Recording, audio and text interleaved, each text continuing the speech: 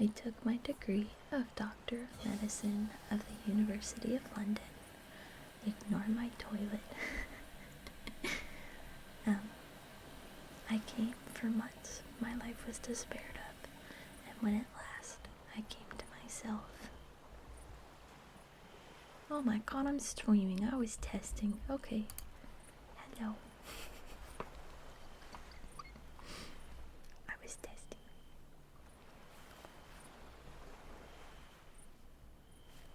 I was meant to be testing. That's what happens sometimes. Well, I hope the sound is okay. I meant to hit start recording, not start streaming, but what can you do? Good thing I had everything set up beforehand. Shame. Yeah, it was meant to be a test, a sound test, but I can go for it. I can stream. I just hope that my VOD, I'll have to edit it to remove this little bit at the start. So silly. Yeah, big oof. Oh, it literally, nothing on your part. It's all me. I hit the start streaming instead of start recording. It's my bad. Well, I hope audio sounds okay, because that's what I was going for. I was going to test the audio. I did do a dum-dum. How do I sound? Do I sound okay? I hope everything's good. I didn't get to close my bathroom door. Oh no. I have to do that real quick. 2 seconds.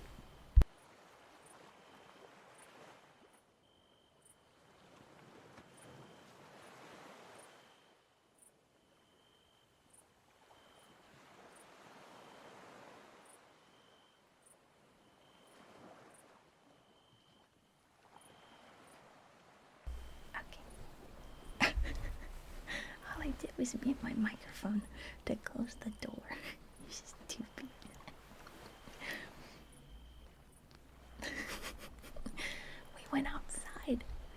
We were on a walk, and then we went outside, and we were like, wow, it's so pretty out. Let's do reading out here. So we did. So we're outside today.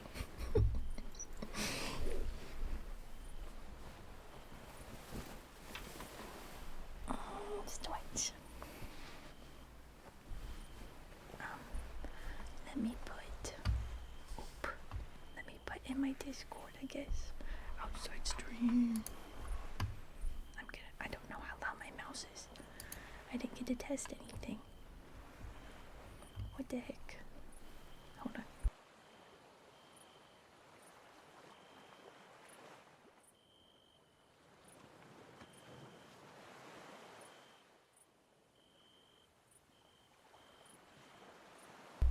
Okay, I didn't have to do it. My stream record worked.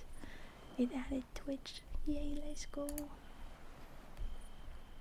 For people POV. Yeah, the idea is that we're like sitting down, you know? We're sat down, crisscrossed applesauce. For some reading. Oh. This is I didn't get to do like a starting soon stream or screen or anything because I accidentally hit stream, so whoopsie. Just gonna wait it out for a little bit, I guess. And then I'll get started. Oh, well, I didn't have anything set up. Hold on, let me go and adjust my screens then. Gosh. I will mute again so you can't hear my mouse. That was allowed and I am so sorry.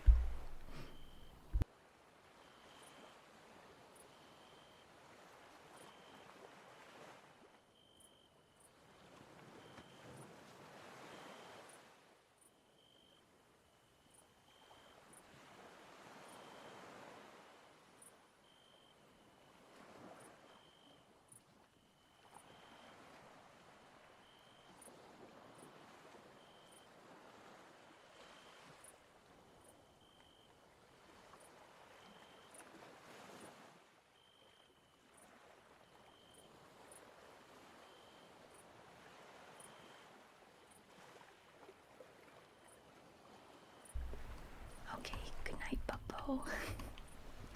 I will not scream randomly. I hope. Fingers crossed.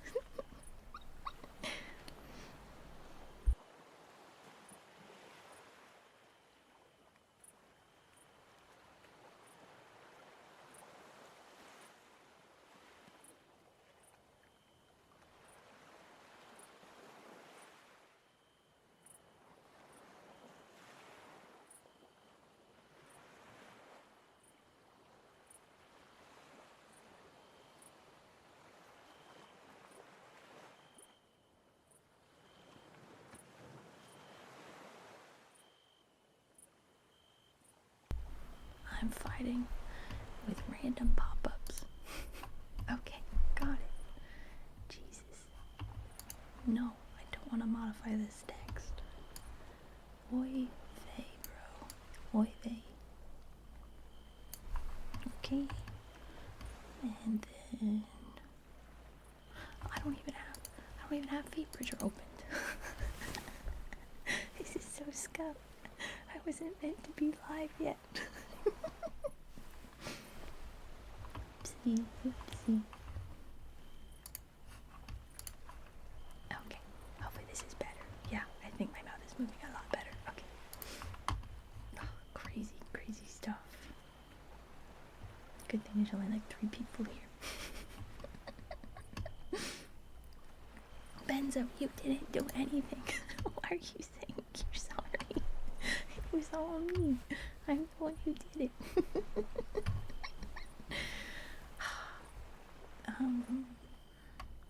Okay, and then this over here. This is gonna be such a funny VOD. There's gonna be so much in it. Oi, oi, oi. And then I want this. This over here. Perfect. Awesome, awesome. And then I want. Oh my god, I'm sorry.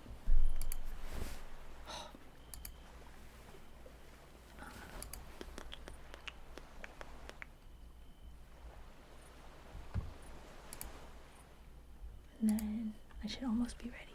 Almost be ready.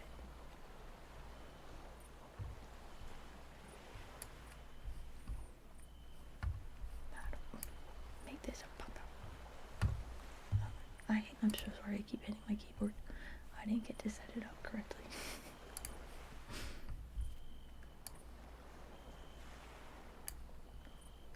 Oh, okay. Okay, I think I've got everything I pretty much want. Yeah, okay. Okay, I'm gonna just do it. That's how it goes. Okay.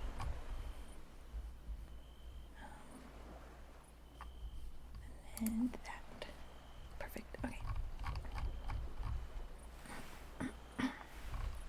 Okay, I'm gonna read Sherlock Holmes tonight.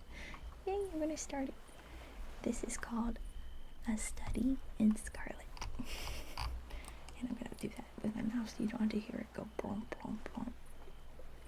Okay, I might mispronounce words. We're just going with it. Okay. Chapter 1. Mr. Sherlock Holmes.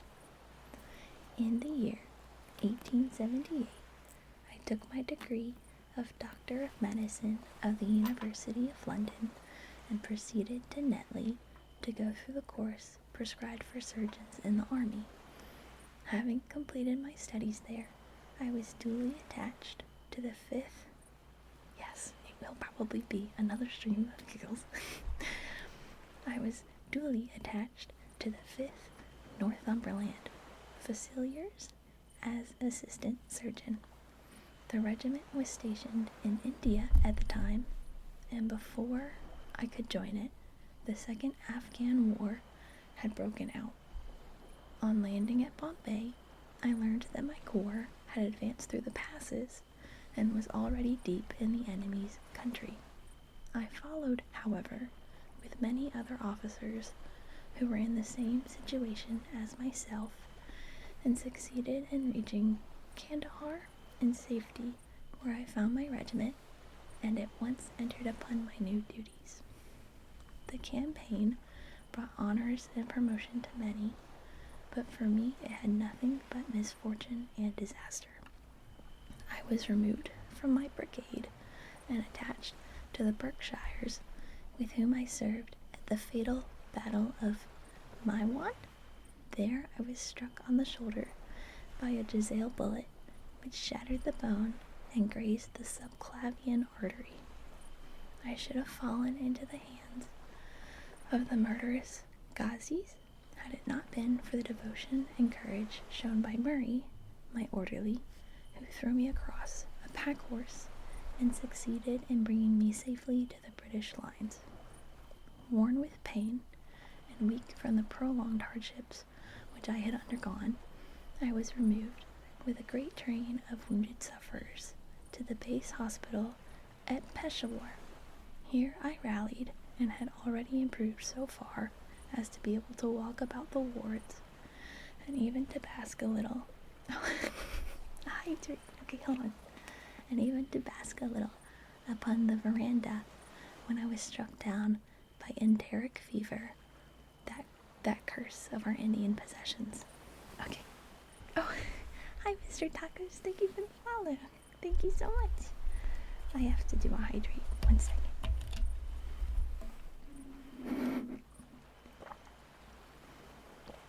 Hi. Hello.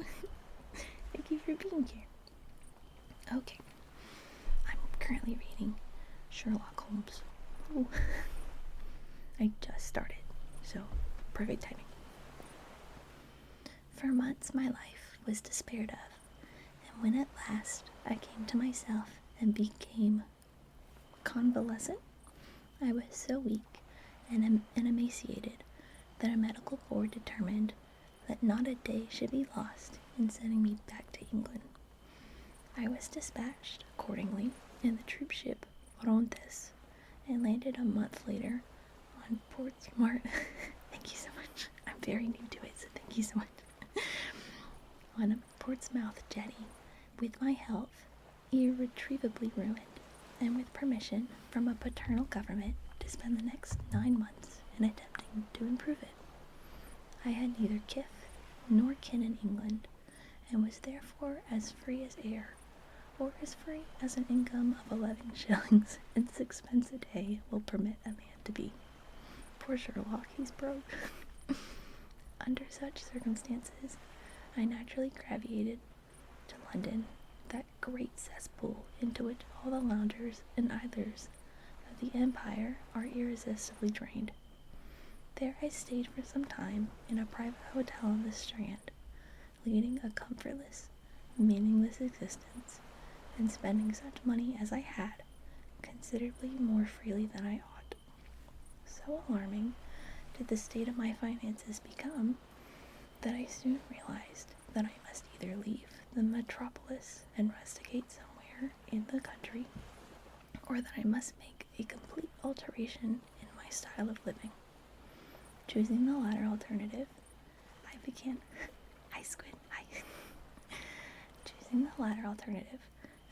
by making up my mind to leave the hotel and to take up my quarters in some less pretentious and less expensive domicile. On the very last day that I had come to this conclusion, I was standing at the Criterion bar when someone tapped me on the shoulder, and turning round, I recognized young Stramford, who had been a dresser under me at Bart's. The sight of a friendly face in the great wilderness of London is a pleasant thing indeed to a lonely man. In old days, Stramford had never been a particular crony of mine, but now I hailed him with enthusiasm, and he, in his turn, appeared to be delighted to see me. In the exuberance of my joy, I asked him to lunch with me at the Holborn, and we started off together in a hansom. "Whatever have you been doing with yourself, Watson?" he asked. "Oh, are we Watson, and not Sherlock? Oh, whatever have you been doing with yourself, Watson?" he asked, in an undisguised wonder, as we rattled through the crowded London streets. "You are as thin as a lath, and as brown as a nut." I gave him a short sketch of my adventures, and had hardly concluded it by the time that we reached our destination. "Poor devil," he said, commiseratingly, after he had listened to my misfortunes. "What are you up to now?" "We need a cozy axolotl." "I can look for one." "Looking for lodgings," I answered, trying to solve the problem as to whether it is possible to get comfortable rooms at a reasonable price. "That's a strange thing," remarked my companion. "You're the second man today that used that expression on me." "And who was the first?" I asked. "A fellow who is working at the chemical laboratory up at the hospital. He was bemoaning himself this morning because he did not get someone to go halves with him in some nice rooms which he had found, and which were too much for his purse." "By Jove," I cried, "if you really want someone to share the room and expense, I am the very man for him. I should prefer having a partner to being alone." Oh, it's a new page. We gotta flip.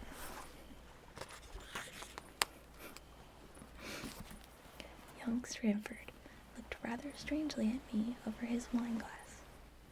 "You don't know Sherlock Holmes yet," he said. "Perhaps you would not care for him as a constant companion." "Why? What is there against him?" Oh, that was my dog. She just snored. I'm so sorry. "Oh, I didn't say there was anything against him. He's a little queer in his ideas, an enthusiast in some branches of science. As far as I know, he's a decent fellow enough." ASMR's whispering about his skill. I don't know if I have any skill. I'm just winging it. But thank you. "A medical student, I suppose?" said I. "No, I have no idea what he intends to go in for. I believe he is well up in anatomy, and he is a first-class chemist. But as far as I know, he has never taken out any systematic medical classes. His studies are very desultory and eccentric, but he has amassed a lot of out-of-the-way knowledge which would astonish his professors." Oh, perfect. Yay, I'm so glad you're cozy. "Did you never ask him what he was going in for?" I asked. "No, he's not a man that it is easy to draw out, though he can be communicative enough when the fancy seizes him." "I should like to meet him," I said. "If I am to lodge with anyone, I should prefer a man of studious and quiet habits. I am not strong enough yet to stand much noise or excitement.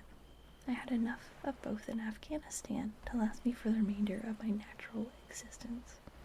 How could I meet this friend of yours?" "He is sure to be at the laboratory," returned my companion. "He either avoids the place for weeks, or else he works there from morning to night.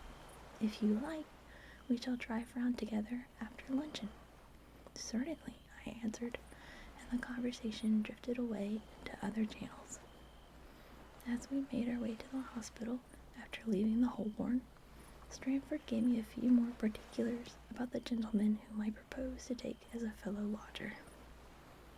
Oh, everyone gather around. "You mustn't blame me if you don't get on with him," he said. "I know nothing more of him." Oh, let's go, 3-stream streak. "You mustn't blame me if you don't get on with him," he said. "I know nothing more of him than I have learned from meeting him occasionally in the laboratory. You proposed this arrangement, so you must not hold me responsible. If we don't get on, it will be easy to part company." Oh, I understand, I answered. "It seems to me, Stramford," I added, looking hard at my companion, "that you have some reason for washing your hands of the matter. Is this fellow's temper so formidable, or what is it? Don't be mealy-mouthed about it." "It is not easy to express the inexpressible," he answered with a laugh. "Holmes is a little too scientific for my taste. It approaches to cold-bloodedness.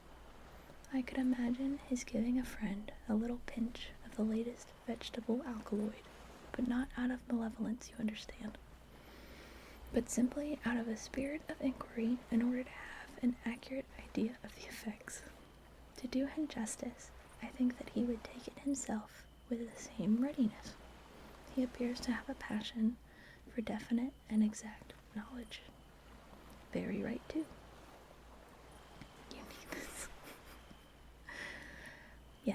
but it may be pushed to excess. When it comes to beating the subjects in the dissenting rooms with a stick, it is certainly taking rather a bizarre shape. Beating the subjects? Yes, to verify how far bruises may be produced after death. I saw it at it with my own eyes. What is Sherlock doing? And yet you say he is not a medical student? No, heaven knows what the objects of his studies are. But here we are, and you must form your own impressions about him. As he spoke, we turned down a narrow lane and passed through a small side door which opened into a wing of the great hospital. It's silent and relaxing start. It's okay. It's so nice to be read to sometimes. As he spoke, we turned down a narrow lane and passed through a small side door which opened into a wing of the great hospital.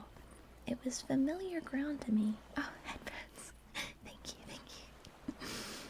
And I needed no guiding as we ascended the bleak stone staircase and made our way down the long corridor with its vista of whitewashed wall and dun-colored doors.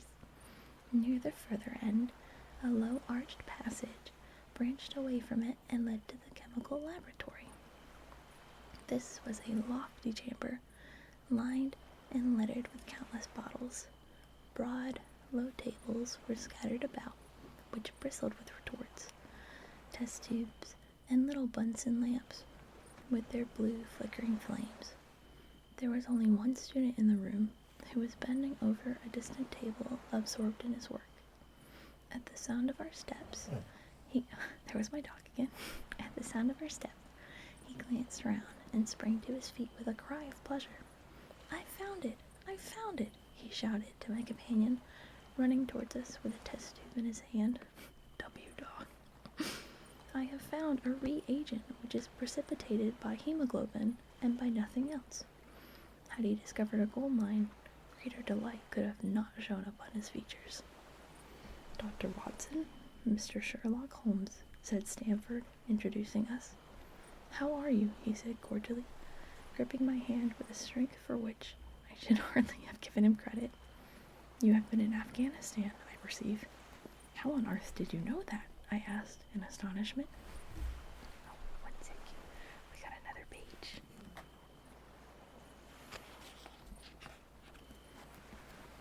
Never mind, said he, chuckling to himself. The question now is about hemoglobin. No doubt you see the significance of this discovery of mine. She is. It's interesting, chemically, no doubt, I answered. But practically, why, man, it's the most practical medico-legal discovery for years.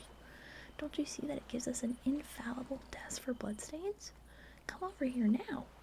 He seized me by the coat sleeve in his eagerness and drew me over to the table at which he had been working. Let us have some fresh blood, he said. Oh no! Digging a long bodkin into his finger and drawing off the resulting drop of blood in a chemical pipette. Gosh, he's crazy. Now, I add this small quantity of blood to a liter of water. You perceive that the resulting mixture has the appearance of pure water. The proportion of blood cannot be more than 1 in a million. I have no doubt, however, that we shall be able to obtain the characteristic reaction.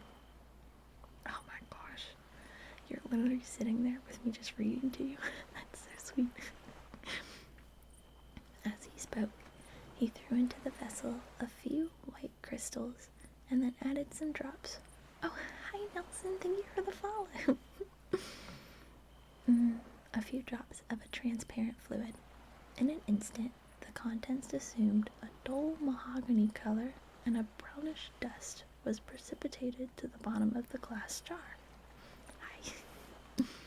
Ha-ha! He cried, clapping his hands and looking as delighted as a child with a new toy. What do you think of that? Oh my word, I forgot to turn ads off again. No. Hold on. Can I do this right now? Because I don't want to have you guys deal with this. Monetization, ads. How do I turn these off? Automatic, no. No ads, 30 seconds. How do I... No, I want no ads. Help, how do I turn ads off? Oh no. 30-second ads. Okay, but I want no ads. Someone help. Frick. Snooze ads. No ads at all. Oh my word.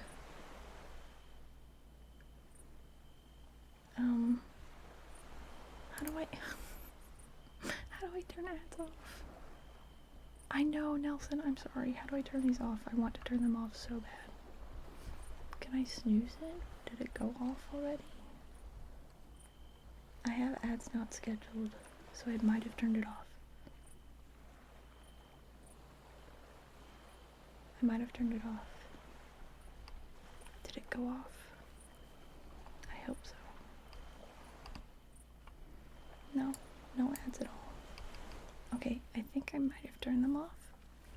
I hope. I guess it'll let me know if there's another ad and then I can fiddle with it later. But we should be good. Okay. Oh, gosh. Now I gotta find my spot again. Deepest apologies. Okay. Haha, he cried, clapping his hands and looking as delighted as a child with a new toy. What do you think of that? It seems to be a very delicate test, I remarked. Beautiful, beautiful. The old Guacium test was very clumsy and uncertain. So is the microscopic examination for for blood corpuscles. Oh, science words. I'm not the best at those. The latter is valueless if the stains are a few hours old. Now, this appears to act as well whether the blood is old or new. Had this test. No, right now? They're playing 10 ads right now? Oh no. If I'm able to turn them off, do I have to end stream and restart it for no ads to be there? No, they're not playing right now. We're okay. I don't know how to turn them off. I'm trying so bad.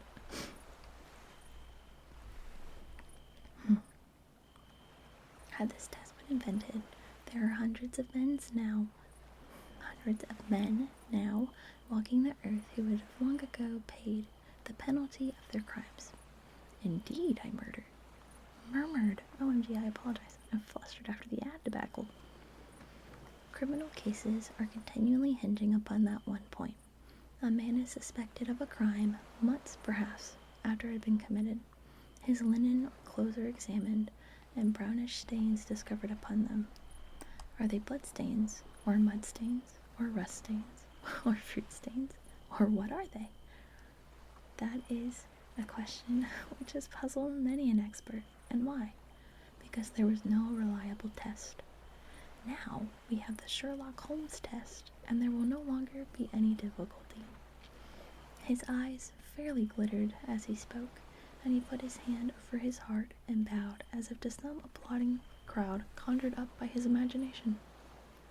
You are to be congratulated, I remarked, considerably surprised at his enthusiasm.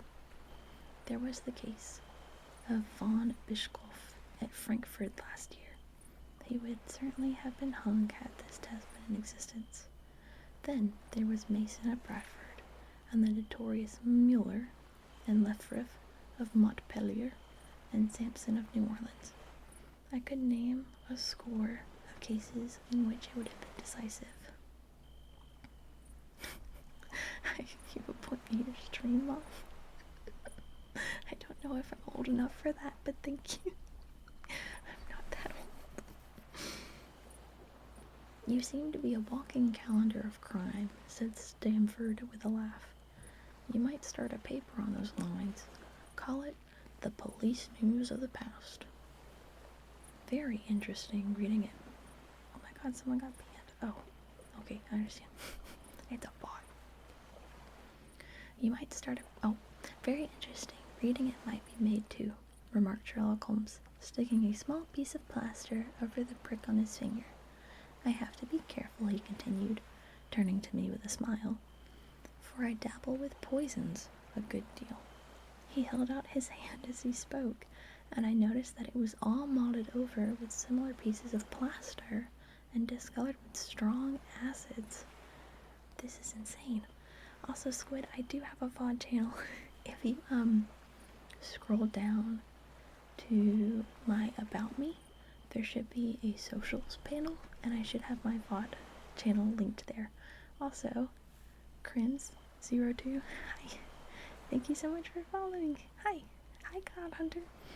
I am reading the very first Sherlock Holmes book, A Study in Scarlet. You are able to do exclamation point reading, and it will tell you what the book is as well if you ever need a reminder. I'm gonna get back to it though. We came here on business, said Stramford, sitting down on a high three-legged stool and pushing another one in my direction with his foot. My friend here wants to take diggings, and as you were complaining that you could get no one to go halves with you, I thought that I had better bring you together. Another hydrate. Thank you. And yes, after last stream, I did go and incorporate a reading command. Sherlock Holmes seemed delighted at the idea of sharing his rooms with me. I have my eye on a suite in Baker Street, he said, which would suit us down to the ground. You don't mind the smell of strong tobacco, I hope? I always smoke ships myself, I answered. That's good enough. I generally have chemicals about and occasionally do experiments. Would that annoy you? By no means. Let me see. What are my other shortcomings? I get in the dumps at times and don't open my mouth for days on end. You must not think I'm sulky when I do that. Just leave me alone and I'll soon be right. What have you to confess now? It's just as well for two fellows to know the worst of one another before they begin to live together. I laughed at this cross-examination. I keep a bullpup, I said, and I object to Rose because my nerves are shaken and I get up at all sorts of ungodly hours, and I am extremely lazy. I have another set of vices when I'm well, but those are the principal ones at present. Do you include violin playing in your category of Rose? He asked anxiously. It depends on the player, I answered. A well-played violin is a treat for the gods. A badly played one... Oh, another page turn. Oh, that's all right, he cried with a merry laugh. I think we may consider the thing as settled. That is, if the rooms are agreeable to you. When shall we see them? About Batman's greatest rival. Call for me here at noon tomorrow, and we'll go together and settle everything, he answered. All right, noon exactly, said I, shaking his hand. We left him working among his chemicals, and we walked together towards my hotel. By the way, I asked, suddenly, stopping and turning upon Stramford, how the deuce did he know that I came from Afghanistan? My companion smiled an enigmatical smile. That's just his little peculiarity, he said. A good many people wanted to know how he finds things out. I'm giggling more than reading. Stop it.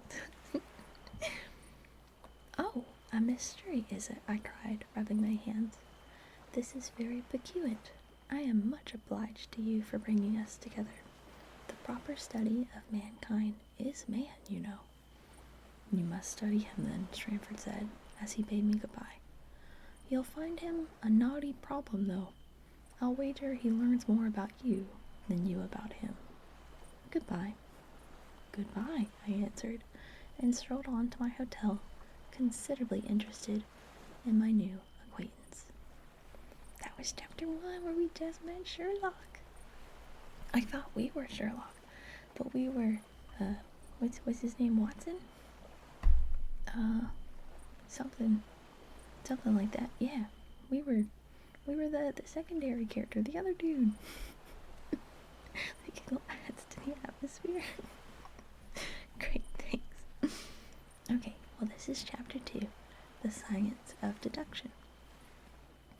We met next day as he had arranged, and inspected the rooms at number 221B, Baker Street, of which he had spoken at our meeting. They consisted of a couple of comfortable bedrooms and a single, large, airy sitting room, cheerfully furnished, and illuminated by 2 broad windows. So desirable in every way were the apartments, and so moderate did the terms seem when divided between us, that the bargain was concluded upon that very spot, and we at once entered into possession. That very evening I moved my things round from the hotel, and on the following morning Sherlock Holmes followed me with several boxes and portmanteaus. For a day or two we were busily employed in unpacking and laying out our property to the best advantage. That done, we gradually began to settle down and to accommodate ourselves to our new surroundings. Holmes was certainly not a difficult man to live with. He was quiet in his ways, and his habits were regular. It was rare for him to be up after 10 at night. Oh, must be nice, it's 1 in the morning. Then he had invariably breakfast and gone out before I rose in the morning. Sometimes he spent his day at the chemical laboratory, sometimes in the dissecting rooms, and occasionally in long walks, which appeared to take him into the lowest portions of the city. Nothing could exceed his energy when the working fit was upon him, but now and again a reaction would seize him, and for days on end he would lie upon the sofa in the sitting room, hardly uttering a word or moving a muscle from morning to night. On these occasions I have noticed such a dreamy, vacant expression in his eyes that I might have suspected him that I might have suspected him OMG, I literally had it of being addicted to the use of some narcotic, had not the temperance and cleanliness of his whole life forbidden such a notion. As the weeks went by, my interest in him and my curiosity as to his aims in life gradually deepened and increased. His very person and appearance were such as to strike the attention of the most casual observer. In height, he was rather over 6 feet, and so excessively lean that he seemed to be considerably taller. His eyes were sharp and piercing, save during those intervals of torpor to which I have alluded, and his thin, hawk-like nose gave his whole expression an air of alertness and decision. Batman meets Sherlock. Oh gosh. Oh, yeah. It's like Barry the Platypus then, huh? His chin, too, had the prominence and squareness which marked the man of determination. His hands were invariably blotted with ink and stained with chemicals, yet he was possessed of extraordinary delicacy of touch, as I frequently had occasion to observe when I watched him manipulating his fragile philosophical instruments. The reader may set me down as a hopeless busybody when I confess how much this man stimulated my curiosity, and how often I endeavored to break through the reticence which he showed on all that concerned himself. Before pronouncing judgment, however, be it remembered how objectiveless was my life, and how little there was to engage my attention. My health forbade me from venturing out unless the weather was exceptionally genial, and I had no friends who would call upon me and break the monotony of my daily existence.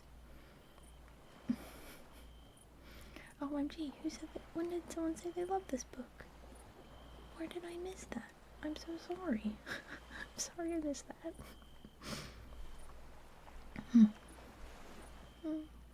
Under these circumstances, I eagerly hailed the little mystery which hung around my companion, and spent much of my time in endeavoring to unravel it. He was not studying medicine. He had himself, in reply to a question, confirmed Stanford's opinion upon that point. Yeah, sorry, you must have.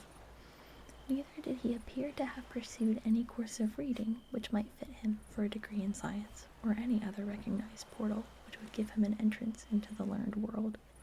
Yet his zeal for certain studies was remarkable, and within eccentric limits his knowledge was so extraordinarily ample and minute that his observations have fairly astounded me. Surely no man would work so hard or attain such precise information unless he had some definite end in view. Desultory readers are seldom remarkable for the exactness of their learning. No man burdens his mind with small matters unless he has some very good reasoning for doing so. His ignorance was as remarkable as his knowledge. Of contemporary literature, philosophy, and politics, he appeared to know next to nothing. Upon my quoting Thomas Carlyle, he inquired in the naivest way who he might be and what he had done. My surprise reached a climax, however, when I found incidentally that he was ignorant of the Copernican theory. OMG, my cat just jumped up in my lap. Timmy. Timmy, you can lay here as long as you be quiet and you just lay down, okay?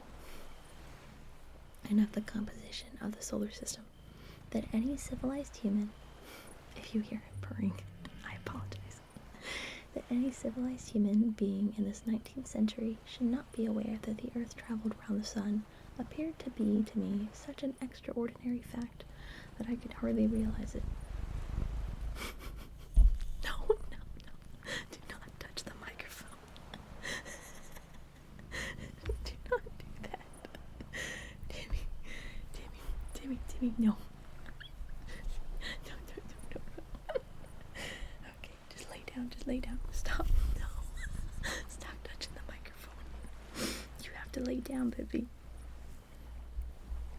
Okay, yeah, there you go. Good boy.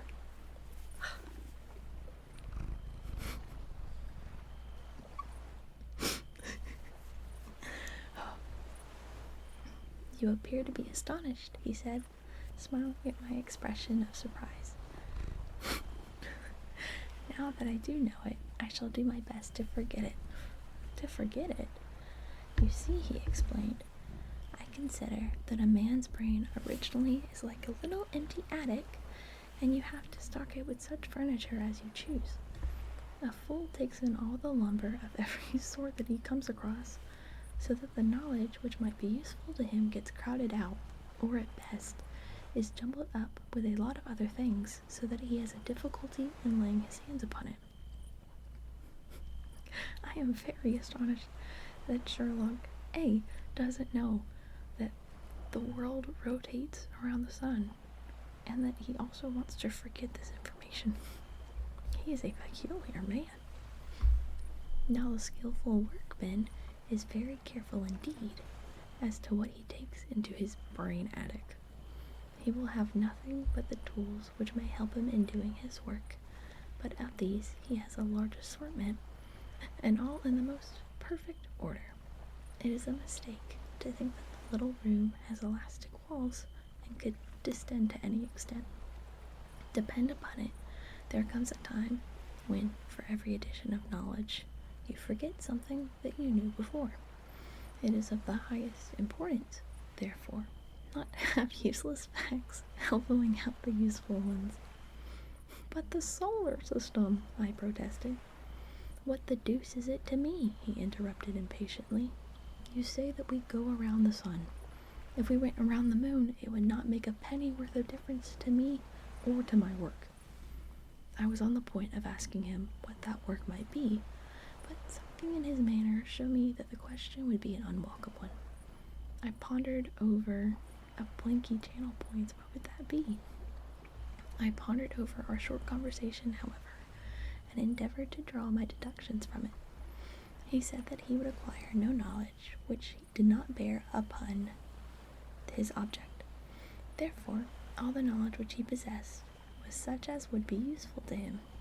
I enumerated in my own mind all the various points upon which he had shown me that he was exceptionally well informed. I even took a pencil and jotted them down. I could not help smiling at the document when I had completed it. It ran in this way. Oh, it gives my model a blanket. Sherlock Holmes. His limits. Knowledge of literature, nil. Philosophy, Nil. Astronomy? Nil. Politics? Feeble. Botany? Variable. Well up in belladonna, opium, and poisons generally. Knows nothing of practical gardening. Geology? Practical, but limited. Tells at a glance different soils from each other. After walks, has shown me splashes upon his trousers, and told me by their color and consistence in what part of London he received them. Chemistry? Profound. Anatomy? Accurate, but unsystematic. Sensational literature? Immense. He appears to know every detail of every horror perpetrated in the century. Plays the violin well. Is an expert single-stick player, boxer, and swordsman. Has a good practical knowledge of British law. Another page.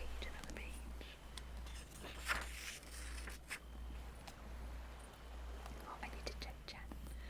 Oh. Yeah, that'd be fun. When I had got so far in my list, I threw it into the fire in despair. If I can only find what the fellow is driving at by reconciling all these accomplishments and discovering a calling which needs them all, I said to myself, I may as well give up this attempt at once. Do you like it? I see that I have alluded above to his powers upon the violin. These were very remarkable, but as eccentric as all his other accomplishments. That he could play pieces, and difficult pieces, I knew well, because at my request he has played me some of Mendelssohn's Lieder and other favorites. When left to himself, however, he would seldom produce any music or attempt any recognized air. Leaning back into his armchair of an evening, he would close his eyes and scrape carelessly at the fiddle which he had thrown across his knee. Sometimes the chords were sonorous and melancholy. Occasionally they were fantastic and cheerful.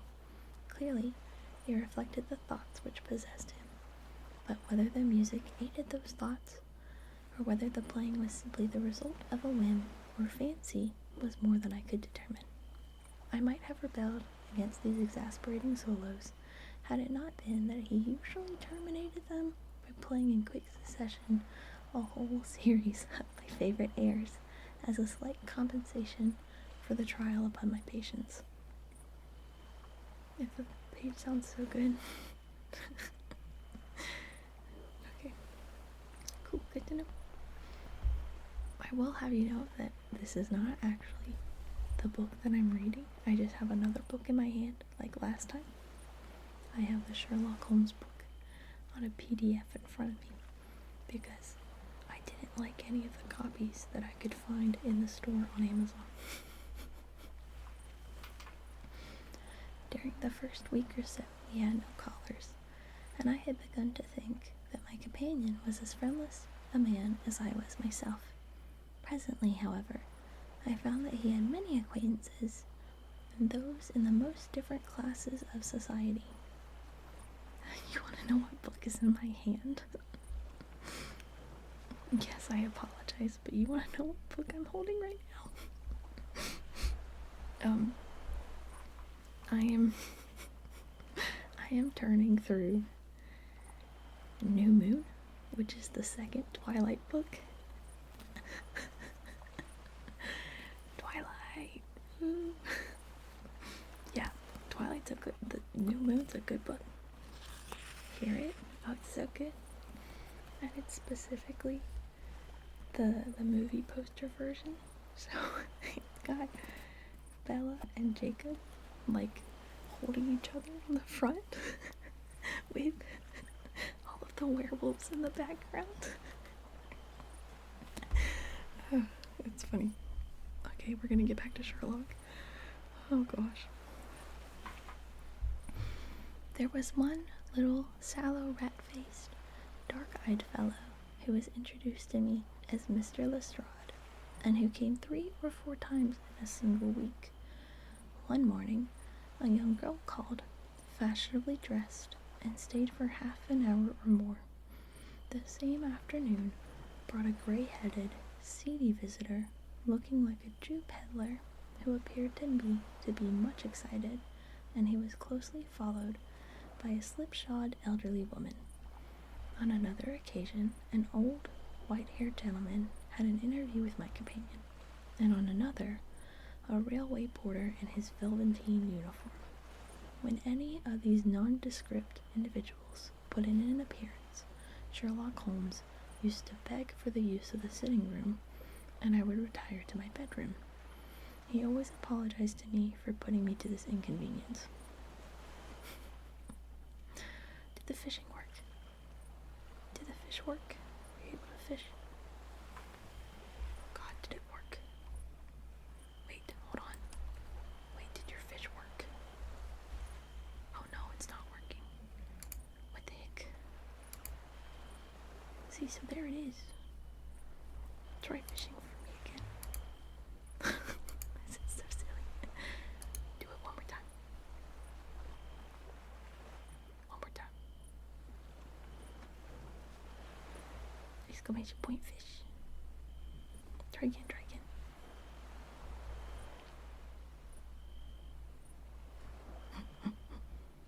I'll do it. Oh. What the heck? OMG, that's so annoying. Because test casting works. Oh, what the heck? Okay, I know what to do. I'm just going to close it.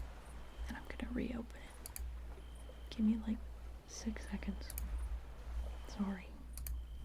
I normally have to do that. I normally have to close it and reopen it. And then it'll work.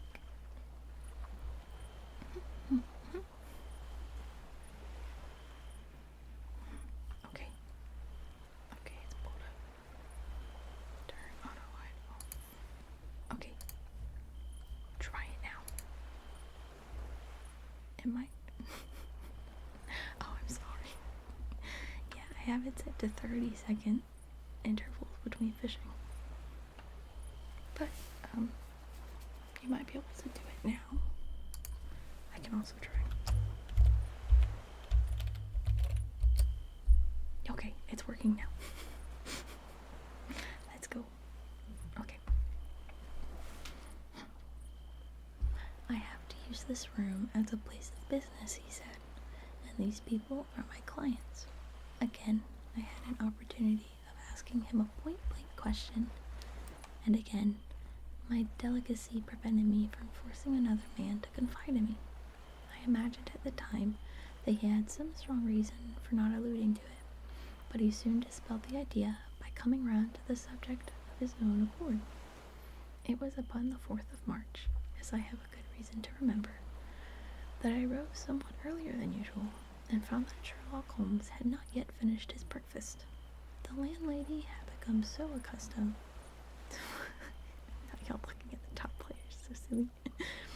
I'd become so accustomed to my late habits that my plates had not been laid nor my coffee prepared. With the unreasonable petulance of mankind, I rang the bell and gave a curt intimation that I was ready. Then I picked up a magazine from the table and attempted to while away the time with it, while my companion munched silently at his toast. One of the articles had a pencil mark at the heading, and I naturally began to run my eye through it. Its somewhat ambitious title was The Book of Life, and it attempted to show how much an observant man might learn by accurate and systematic examination of all that came in his way. It struck me as being a remarkable mixture of shrewdness and absurdity. The reasoning was close and intense, but the deductions appeared to me to be far-fetched and exaggerated. The writer claimed, by a momentary expression, a twitch of a muscle or a glance of an eye, to fathom a man's inmost thoughts. Deceit, according to him, was an impossibility in the case of one trained to observation and analysis.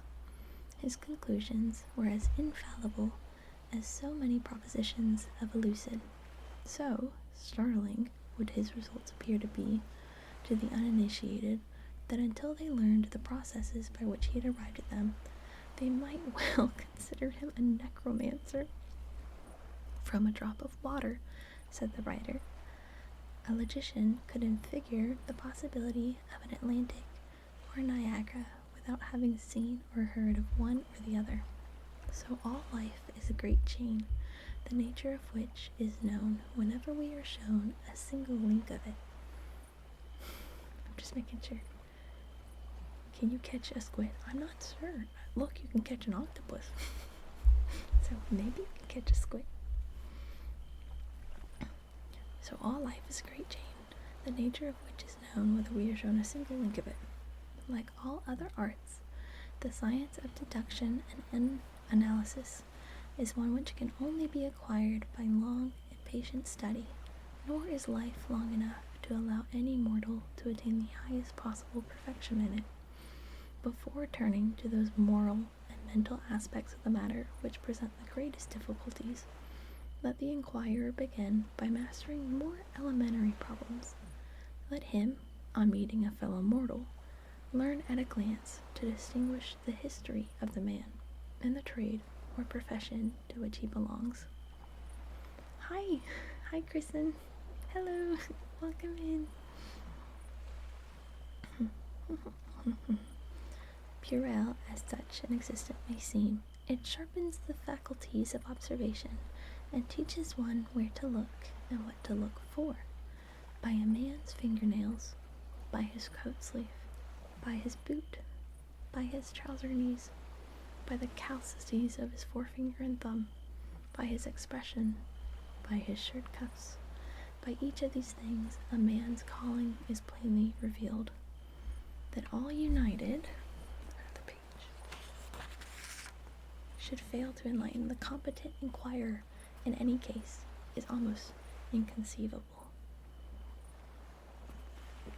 Welcome to preschool. Crazy. What inevitable twaddle, I cried, slapping the magazine down on the table. I never read such rubbish in my life. What is it? Asked Sherlock Holmes. Why, this article, I said, pointing at it with my egg spoon. Oh, they're so British. As I sat down to my breakfast. I see that you have read it since you have marked it. I don't deny that it is smartly written. It irritates me, though. It is evidently the theory of some armchair lounger who evolves all these neat little paradoxes in the seclusion of his own study. It's not practical. I should like to see him clapped down in a third-class carriage on the Underground and asked to give the trades of all his fellow travelers. I would lay 1,000 to 1 against him. You would lose your money, Sherlock Holmes remarked calmly. As for the article, I wrote it myself. You? Yes, I have a turn both for observation and for deduction. The theories which I have expressed there, and which appear to you to be so chimerical, are really extremely practical. So practical that I depend upon them for my bread and cheese. And how? I asked involuntarily. Well, I have a trade of my own. I suppose I'm the only one in the world. I'm a consulting detective, if you can understand what that is. Here in London, we have a lot of government detectives and a lot of private ones. When these fellows are at fault, they come to me, and I manage to put them on the right scent. They lay all the evidence before me, and I am generally able, by the help of my knowledge of the history of crime, to set them straight. There is a strong family resemblance about misdeeds. Oh, hi, Timmy. You waking up? He is laying in my lap sleeping. Or, I guess he's not sleeping anymore. He just woke up to start bathing himself. And if you have all the details of 1,000 at your finger ends, it is odd if you can't unravel the 1,000 at first. Lestrade is a very well-known detective. He got himself into a fog recently over a forgery case, and that was what brought him here. Just making sure I'm not missing anything. Okay. And these other people? They're mostly sent on by private inquiry agencies. They are all people who are in trouble about something and want a little enlightening. I listen to their story, they listen to my comments, and then I pocket my fee.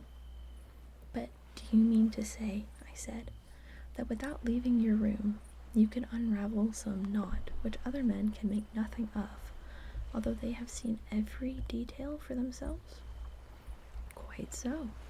I have a kind of intuition that way. Now and again, a case turns up which is a little more complex. Then I have to bustle about and see things with my own eyes. You see, I have a lot of special knowledge which I apply to the problem, and which facilitates matters wonderfully. Those rules of deduction laid down in that article which aroused your scorn are invaluable to me in practical work. Observation with me is second nature. You appeared to be surprised when I told you on our first meeting that you had come from Afghanistan. Just checking up on the cat. Okay. You were told, no doubt, nothing of the sort.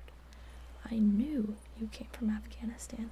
From long habit, the train of thoughts ran so swiftly through my mind that I arrived at the conclusion without being conscious of intermediate steps. There were such steps, however. The train of reasoning ran. Here is a gentleman of a medical type, but with the air of a military man. Clearly an army doctor, then. He has just come from the tropics, for his face is dark, and that is not the natural tint of his skin, for his wrists are fair. He has undergone hardship and sickness, as his haggard face says clearly. His left arm has been injured. He holds it in a stiff and unnatural manner. Where in the tropics could an English army doctor have seen such hardship and got his arm wounded? Clearly in Afghanistan.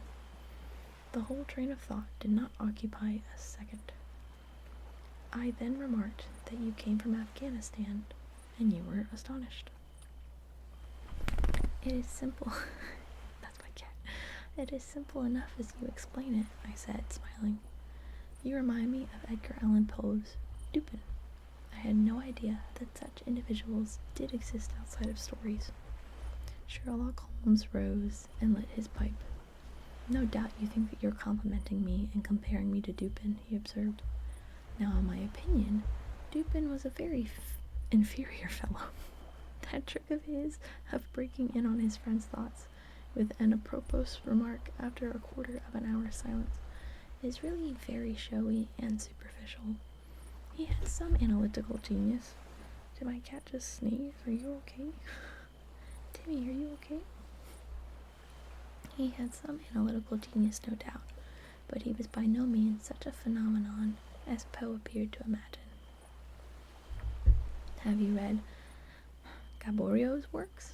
I asked. Does Lecoq come up to your idea of a detective? Sherlock Holmes sniffed sardonically.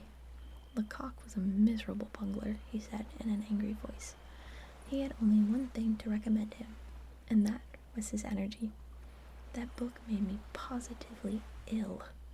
The question was how to identify an unknown prisoner. I could have done it in 24 hours. Another page turn. Lecoq took 6 months or so. It might be made a textbook for detectives to teach them what to avoid. I felt rather indignant at having two characters whom I admitted treated in this cavalier style. I walked over to the window and stood looking out into the busy street. This fellow may be very clever, I said to myself, but he is certainly very conceited. There are no crimes and no criminals in these days, he said querulously. What is the use of having brains in our profession? I know well that I have it in me to make my name famous. No man lives, or has ever lived, who has brought the same amount of study and of natural talent to the detection of crime which I have done. And what is the result? There is no crime to detect, or, at most, some bungling villainy with a motive so transparent that even a Scotland Yard official can see through it. I was still annoyed at his bumptious style of conversation. I thought it best to change the topic. I wonder what that fellow was looking for, I asked, pointing to a stalwart, plainly dressed individual who was walking slowly down the other side of the street, looking anxiously at the numbers. He had a large blue envelope in his hand and was evidently the bearer of a message. You mean the retired sergeant of Marines, said Sherlock Holmes. Brag and bounce, thought I to myself. He knows that I cannot verify his guess. The thought had hardly passed through my mind when the man who we were watching caught sight of the number on our door and ran rapidly across the roadway. We heard a loud knock, a deep-voiced bellow, and heavy steps ascending the stair. For Mr. Sherlock Holmes, he said, stepping into the room and handing my friend the letter. Here was an opportunity of taking the conceit out of him. He little thought of this when he made that random shot. May I ask, my lad, I said in the blandest voice, what your trade may be? Commissionaire? Sir, he said gruffly. Uniform away for repairs. And you were? I asked, with a slightly malicious glance at my companion. A sergeant, sir. Royal Marine Light Infantry, sir. No answer. Right, sir. He clicked his heels together, raised his hand in a salute, and he was gone. Sherlock is so smart. Okay, chapter 3. The Lauriston Garden Mystery? I'm not certain. I confess that I was considerably startled by this fresh proof of the practical nature of my companion's theories. My respect for his powers of analysis increased wondrously. There still remained some lurking suspicion in my mind, however, that the whole thing was a prearranged episode intended to dazzle me, though what earthly object he could have in taking me in was past my comprehension. When I looked at him, he had finished reading the note, and his eyes had assumed the vacant, lackluster expression which showed mental abstraction. How in the world... Oh, Timmy, please don't hit my microphone. How in the world did you deduce that, I asked. Deduce what? Said he, petulantly. Why, that he was a retired sergeant of Marines. I have no time for trifles, he answered, brusquely, then with a smile. Excuse my rudeness. You broke the thread of my thoughts. Arthur Morgan. Thank you for following. And hello, welcome into the chat. I have no time for trifles, he answered, brusquely, then with a smile. Excuse my rudeness. You broke the thread of my thoughts. You broke my thread of thoughts, apparently. But perhaps it is as well. So you actually were not able to see that that man was a sergeant of Marines? No, indeed. It was easier to know it than to explain why I knew it. If you were asked to prove that 2 and 2 made 4, you might find some difficulty, and yet you were quite sure of the fact. Even across the street, I could see a great blue anchor tattooed on the back of the fellow's hand. That smacked of the sea. He had a military carriage, however, and my cat is messing with my hand, even though I have to turn the page. 2 seconds. Okay. He had a military carriage, however, and regulation side whiskers. There we had the Marine. He was a man with some amount of self-importance and a certain air of command. You must have observed the way in which he held his head and swung his cane. A steady, respectable, middle-aged man, too, on the face of him. All facts which led me to believe that he had been a sergeant. Wonderful, I ejaculated. Commonplace, said Holmes, though I thought from his expression that he was pleased at my evident surprise and admiration. I said just now that there were no criminals. It appears that I am wrong. Look at this. He threw me over the note which the commissionaire, however that word is pronounced, had brought. Why, I cried as I cast my eye over it, this is terrible. It does seem to be a little out of the common, he remarked calmly. Would you mind reading it to me aloud? This is the letter which I read to him. My dear Mr. Sherlock Holmes, there has been a bad business during the night at 3 Lauriston Gardens off the Brixton Road. Our man on the beat saw a light there about 2 in the morning, and as the house was an empty one, suspected that something was amiss. He found the door open, and in the front room, which is bare of furniture, discovered the body of a gentleman, well dressed, and having cards in his pocket bearing the name of Enoch J. Trevor, Cleveland, Ohio, USA. There had been no robbery, nor is there any evidence as to how the man met his death. There are marks of blood in the room, but there is no wound upon his person. We are at a loss. Hydration. Let me finish this letter and I will hydrate. We are at a loss as to how he came into the empty house. Indeed, the whole affair is a puzzler. If you can come round to the house any time before 12, you will find me there. I have left everything in statu quo until I hear from you. If you are unable to come, I shall give you fuller details and would esteem it a great kindness if you would favor me with your opinion. Yours faithfully, Tobias Gregson. Okay, let me hydrate.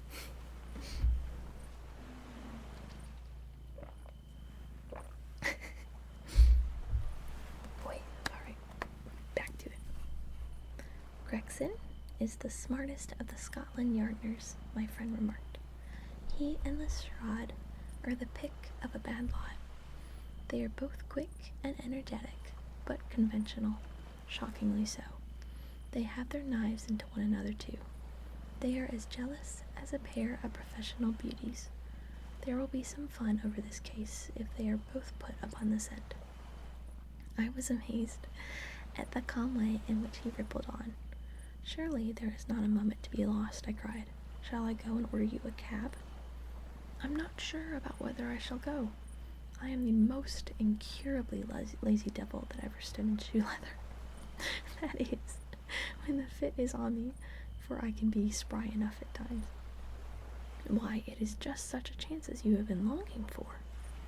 My dear fellow, what does it matter to me? Supposing I unravel the whole matter, you may be sure that Gregson, Lestrade, and Co. will pocket all the credit. That comes of being an unofficial personage. But he begs you to help him. Yes, he knows that I am his superior, and acknowledges it to me, but he would cut his tongue out before he would own it to any third person. However, we may well go and have a look. I shall work it out on my own hook. I may have a laugh at them if I have nothing else. Come on. He hustled on his overcoat and bustled about in a way that showed that an energetic fit had superseded the apathetic one. Get your hat, he said. You wish me to come? Yes, if you have nothing better to do. A minute later, we were both in a hansom, driving furiously for the Brixton Road.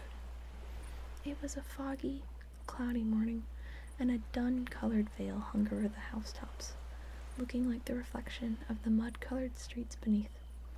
My companion was in the best of spirits, and prattled away about Cremona fiddles, and the difference between a Stradivarius and an Amati.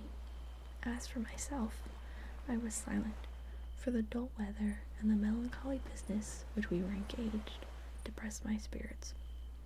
You don't seem to give much thought to the matter in hand, I said at last, interrupting Holmes's musical disquisition. No data yet, he answered. It is all a capital mistake to theorize before you have all the evidence. It biases the judgment. You'll have your data soon, I remarked, pointing with my finger. This is the Brixton Road, and that is the house, if I am not very much mistaken. Another page. So it is. Stop, driver, stop. We were still 100 yards or so from it, but he insisted upon our alighting, and we finished our journey upon foot. Number 3. Lauriston Gardens wore an illumined and minatory look. OMG, hi! Hi, everybody! OMG, meow, meow, hi, meow, hi! That is such a cute brain message. Oh, thank you. Thank you for the follow. Thank you for the follow, everybody. Hi, thank you for the follow, everybody. It's so nice. Yes, thank you. Oh my gosh. Thank you everybody for the follows. Spencer, and I'm Sir Bacon, and Noah, and Nikon? Oh, Nico, ne. Oh, I got it. Thank you everybody for following, and thank you again so much for reading, Convoy. I hope you had a wonderful, wonderful stream. I hope you did so well. Oh, and Lord Fudge, thank you for the follow. I'm reading Sherlock Holmes. Oh, thank you. Thank you. Thank you so much. It's the very first Sherlock Holmes book, the A Study in Scarlet. So, again, thank you, Convoy. Everybody, if you would love to, please go follow them. They're so nice, clearly, for following and for reading me. It's so sweet. Okay, I'm gonna get back to it. Oh, yay, I got my follower goal. Thank you for the follow, Boar. Oh, yes, Convoy, thank you. Okay. Number 3, Lauriston Gardens, wore an ill-omened and minatory look. It was one of 4 which stood back some little way from the street, 2 being occupied and 2 empty. Happy 100, let's go. Yes. The latter looked out with 3 tiers of vacant melancholy windows, which were blank and dreary, save that here and there a "to let" guard had developed like a cataract upon the bleared panes. Hello, it is. Yes, it's my first time reading the Sherlock book, so I'm so surprised I'm learning stuff as I go. It's fun. A small garden, sprinkled over with a scattered eruption of sickly plants, separated each of these houses from the street, and was traversed by a narrow pathway, yellowish in color, and consisting apparently of a mixture of clay and of gravel. The whole place was very sloppy from the rain which had fallen through the night. The garden was bounded by a 3-foot brick wall with a fringe of wood rails upon the top, and against this wall was leaning a stalwart police constable, surrounded by a small knot of loafers who craned their necks and strained their eyes in the vain hope of catching some glimpse of the proceedings within. I had imagined that Sherlock Holmes would at once have hurried into the house and plunged into a study of the mystery. Nothing appeared to be further from his intention. With an air of nonchalance, which, under the circumstances, seemed to me to border upon affectation, he lounged up and down the pavement and gazed vacantly at the ground, the sky, the opposite houses, and the line of railings. Having finished his scrutiny, he proceeded slowly down the path, or rather down the fringe of grass which flanked the path, keeping his eyes riveted upon the ground. Twice he stopped, and once I saw him smile, and heard him utter an exclamation of satisfaction. There were many marks of footsteps upon the wet, clayey soil, but since the police had been coming and going over it, I was unable to see how my companion could hope to learn anything from it. Still, I had such extraordinary evidence of the quickness of his perceptive faculties that I had no doubt that he could see a great deal which was hidden from me.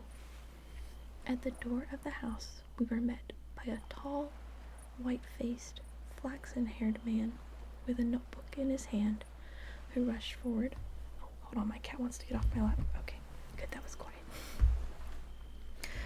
Who rushed forward and wrung my companion's hand with effusion. "It is indeed kind of you to come," he said. "I have had everything left untouched." "Except that," my friend answered, pointing at the pathway.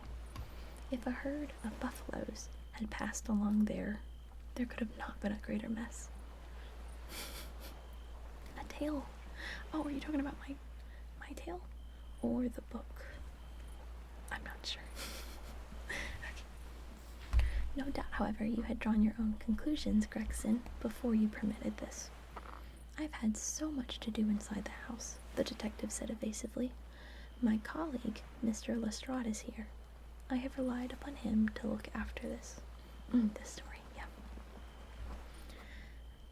Holmes glanced at me and raised his eyebrows sardonically. "With 2 such men as yourself and Lestrade upon the ground, there will not be much for a third party to find out," he said. Timmy, what you doing? Gregson rubbed his hands in a self-satisfied way. I think we have done all that we can do, he said, and answered. It's a queer case, though, and I knew your taste for such things. You did not come here in a cab? Asked Sherlock Holmes. No, sir. Nor in Lestrade? No, sir. Then let us go and look at the room. With which inconsequent remarks he strode on to the house, followed by Gregson, whose features expressed his astonishment. A short passage. It does.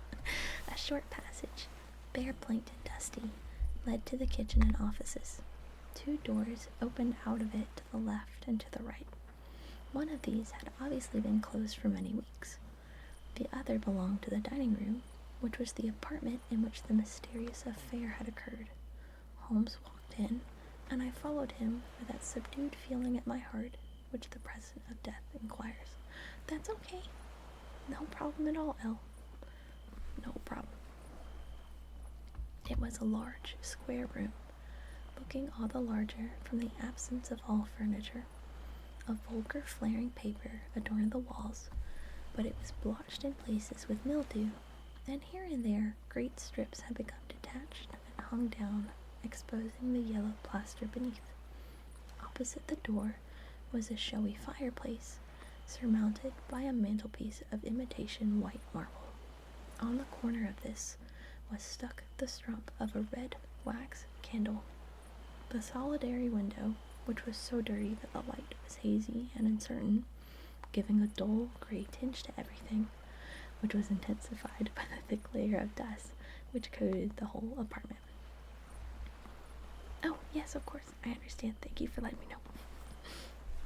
All these details I observed afterwards. At present, my attention was centered upon the single, grim, motionless figure, which lay stretched upon the boards, with vacant, sightless eyes. Whoa. Oh no, his eyes are still there. Okay, I misunderstood. Okay. I have to cough 1 second. Okay. With vacant headbands. OMG, not both of you doing it at the same time. That's so funny. Did they even go? Oh, wait. I see that you guys got headbands. Where'd they go? Wait a second. Did they not redeem? Oh no. Wait a second. If I try to do my headbands, are they going? Gasp. Where are they? Okay, my headbands worked. That was my dog. She snored. Here, I'm gonna do 2 headbands for you guys, and you both did headbands. Sorry. Let me do another one. Okay, there. Thank you for the headbands, both of you. Okay. Thank you. It was that of a man about 43 or 44. Another headband. Thank you. Oh, thank you, Noah. Thank you so much. I hope you can. I would love for that. It was that of a man about 43 or 44 years of age, middle-sized, broad-shouldered, with crisp, curling black hair and a short, stubbly beard. He was dressed in a heavy broadcloth frock coat and waistcoat, with light-colored trousers and immaculate collar and cuffs.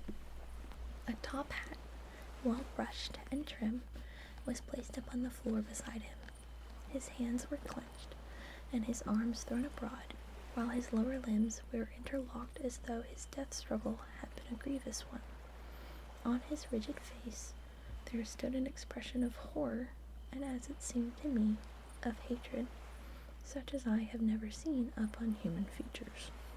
This malignant and terrible contortion, combined with a low forehead, blunt nose, thank you for the follow, blunt nose, and, I lost my spot, it's okay, and prognathous jaw, gave the dead man a singularly simious and ape-like appearance, which was increased by his writhing, unnatural posture. I have seen death in many forms, but never has it appeared to me in a more fearsome aspect than in that dark, grimy apartment which looked out upon one of the main arteries of suburban London. Oh, 1 second. My cat might want out. Okay, let me go see if my cat wants to be let out. 2 seconds.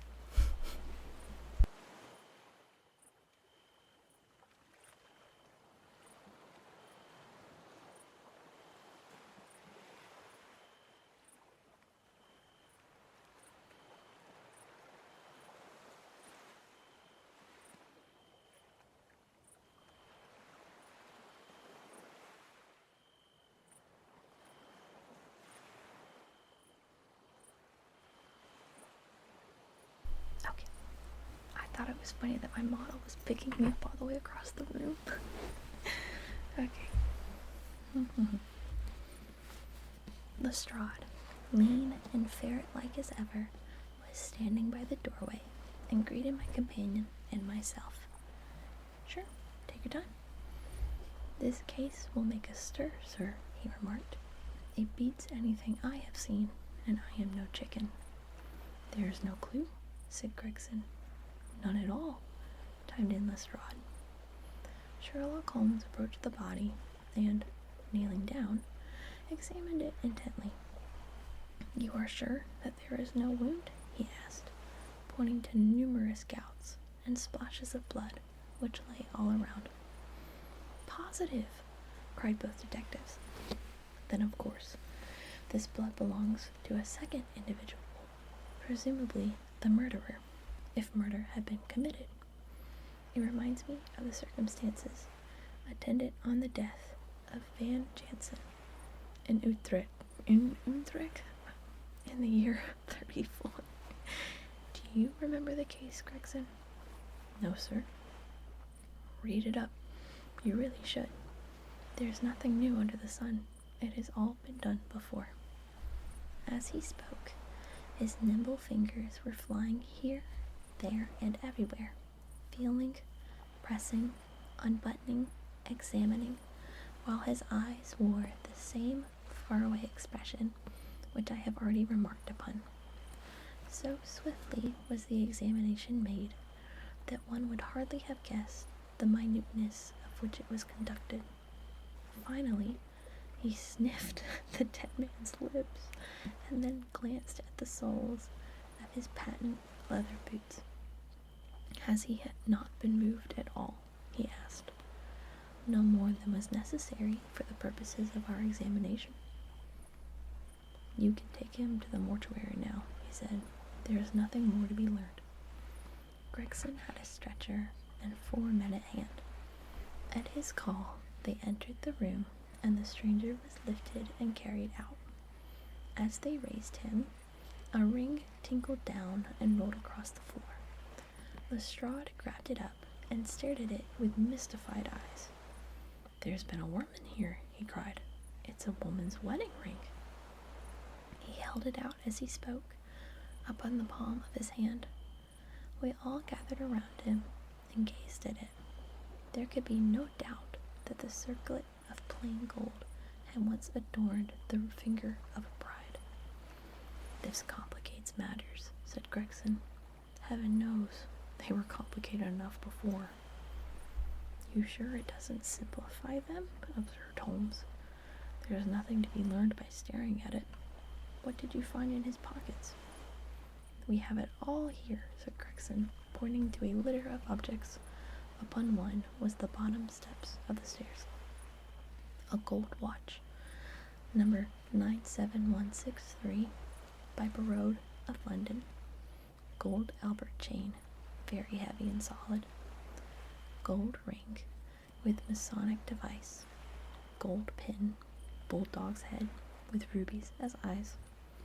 Russian leather card case, with cards of Enoch J. Drebber of Cleveland, corresponding with the EJD upon the linen. No purse, but loose money to the extent of £7.13. Pocket edition of Boccaccio's Decameron, with the name of Joseph Stangerson upon the flyleaf. 2 letters, one addressed to E. J. Jabber and one to Joseph Strangerson. At what addresses? American Exchange, Strand, to be left till called for. They are both from the Guion Steamship Company and refer to the sailing of their boats from Liverpool. It is clear that this unfortunate man was about to return to New York. Have you made any inquiries as to this man, Strangerson? I did it at once, sir, said Gregerson. I have had advertisements sent to all the newspapers, and one of my men has gone to the American Exchange, but he has not returned yet. Have you sent to Cleveland? We telegraphed this morning. How did you word your inquiries? We simply detailed the circumstances and said that we should be glad of any information which could help us. You did not ask for particulars on any point which appeared to you to be crucial? Page.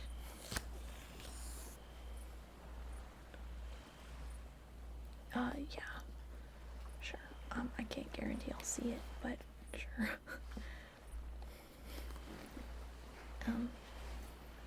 If you need, you can always, I was gonna say, you can always message Benzo. He knows a lot of my rule preferences and everything of the sort, so he could be much more responsive than I can. I asked about Strangerson. Nothing else? Is there no circumstance on which this whole case appears to hinge? Will you not telegraph again? I have said all I have to say, said Gregson in an offended voice. Sherlock Holmes chuckled to himself and appeared to be about to make some remark when Lestrade, who had been in the front room while we were holding this conversation in the hall, reappeared upon the scene, rubbing his hands in a pompous and self-satisfied manner. Mr. Gregson, he said, I have just made a discovery of the highest importance, and one which would have been overlooked had I not made a careful examination of the walls. The little man's eyes sparkled as he spoke, and he was evidently in a state of suppressed exultation at having scored a point against his colleague. Come here, he said, bustling back into the room. The atmosphere... Oh, thank you, Faye. Thank you. The atmosphere of which felt clear since the removal of its ghastly inmate. Now, stand there. Hi, Hitmanic. Hello, hi. He struck a match on his boot and held it up against the wall. Look at that, he said triumphantly. I have remarked that the paper had fallen away in parts. In this particular corner of the room, a large piece had peeled off, leaving a yellow square of coarse plastering. Across this bare space, there was scrawled in blood-red letters a single word. Rache? Rash? It's spelled R-A-C-H-E. Ah.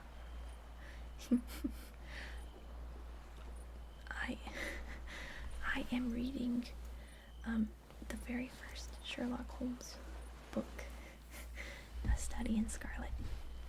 You can always do !reading, and it'll let you know when I'm reading.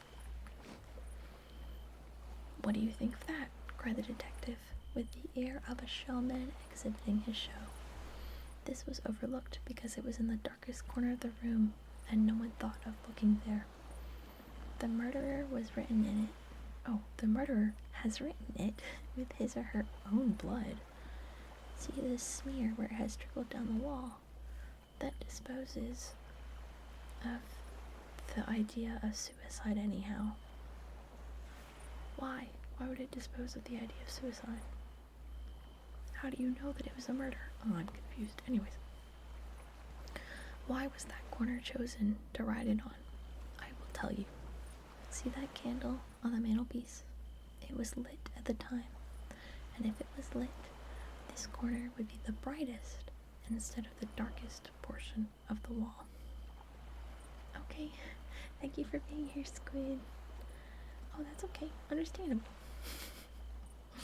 Bye-bye. Good night. Sleep well. And what does it mean now that you have found it? Asked Gregson in a depreciatory voice. Mean? Why, it means that the writer was going to put the female name Rachel, but was disturbed before he or she had time to finish. You mark my words, when this case comes to be cleared up, you will find that a woman named Rachel has something to do with it. It's all very well for you to laugh, Mr. Sherlock Holmes. You may be very smart and clever, but the old hound is the best when all is said and done. I really beg your pardon, said my companion, who had ruffled the little man's temper by bursting into an explosion of laughter. You certainly have the credit of being the first of us to find this out, and, as you say, it bears every mark of having been written by the other participant in last night's mystery. I have not had time to examine this room yet, but with your permission, I shall do so now. As he spoke, he whipped a tape measure and a large round magnifying glass from his pocket. With these two implements, he trotted noisily around the room. Noiselessly, around the room, sometimes stopping, occasionally kneeling, and once lying flat upon his face. So engrossed was he with his occupation that he appeared to have forgotten our presence, for he chattered away to himself under his breath the whole time, keeping up a running fire of exclamations, groans, whistles, and little cries suggestive of encouragement and of hope. As I watched him, I was irresistibly reminded of a pure-blooded, well-trained foxhound as it dashes backwards and forwards through the covert, whining in its eagerness until it comes across the lost scent. For 20 minutes or more, he continued his researches, measuring with the most exact care the distance between marks which were entirely invisible to me, and occasionally applying his tape to the walls in an equally incomprehensible manner. In one place, he gathered up very carefully a little pile of gray dust from the floor and packed it away in an envelope. Finally, he examined with his glass the word upon the wall, going over every letter of it with the most minute exactness. Hi, Agromatic. Thank you so much for following. They say that genius is an infinite capacity for taking pains, he remarked with a smile. It's a very bad definition, but it does apply to detective work. Gregson and Lestrade had watched the maneuvers of their amateur companion with considerable curiosity and some contempt. They evidently failed to appreciate the fact, which I had begun to realize, that Sherlock Holmes's smallest actions were all directed towards some definite and practical end. What do you think of it, sir? Oh, thank you. Yay, thank you so much.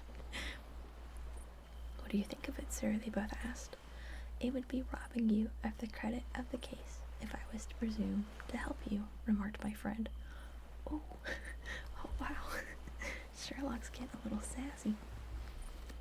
You are doing so well now that it would be a pity for anyone to interfere. There was a world of sarcasm in his voice as he spoke.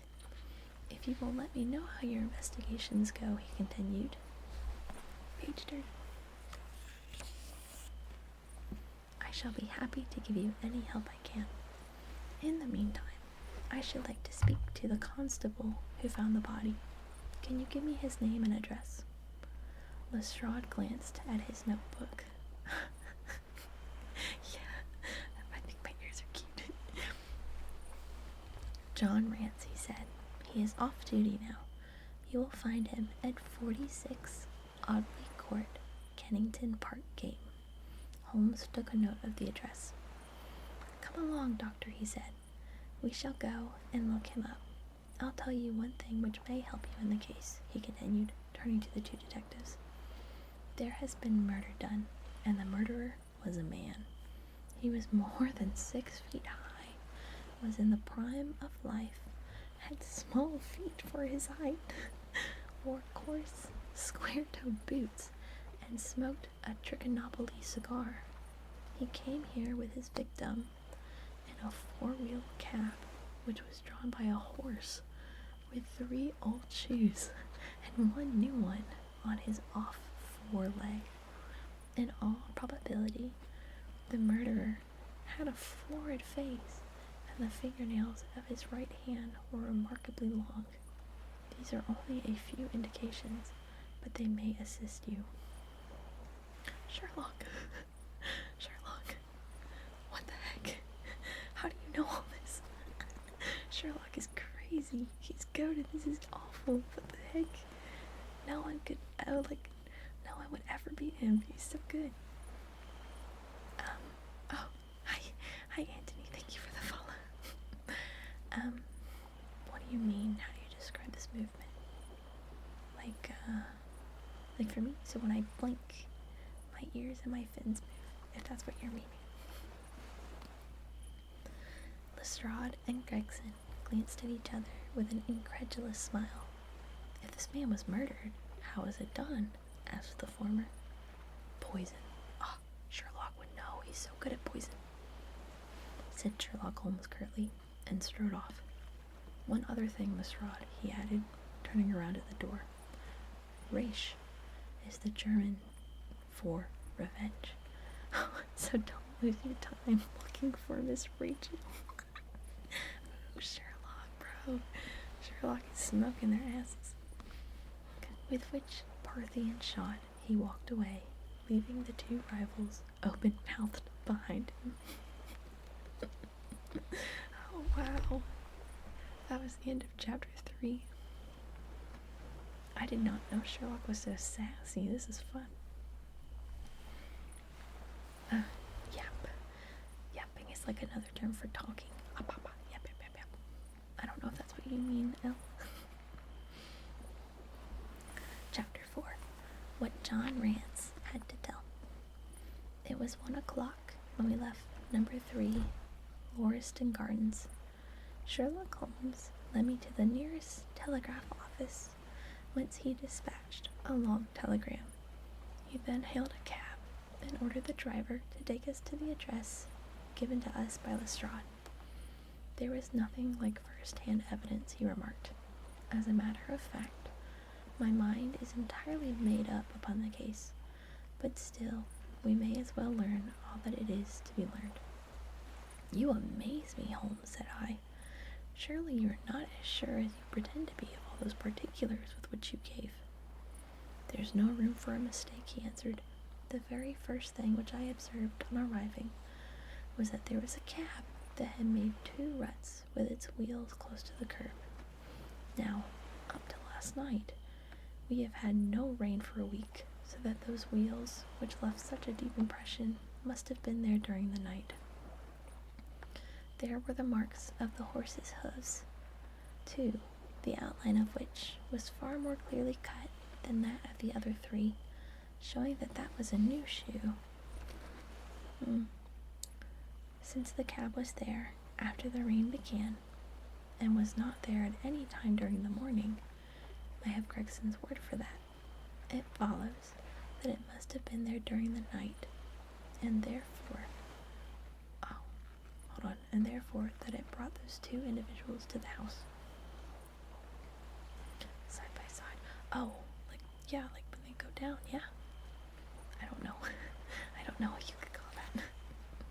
Just, I'm not certain.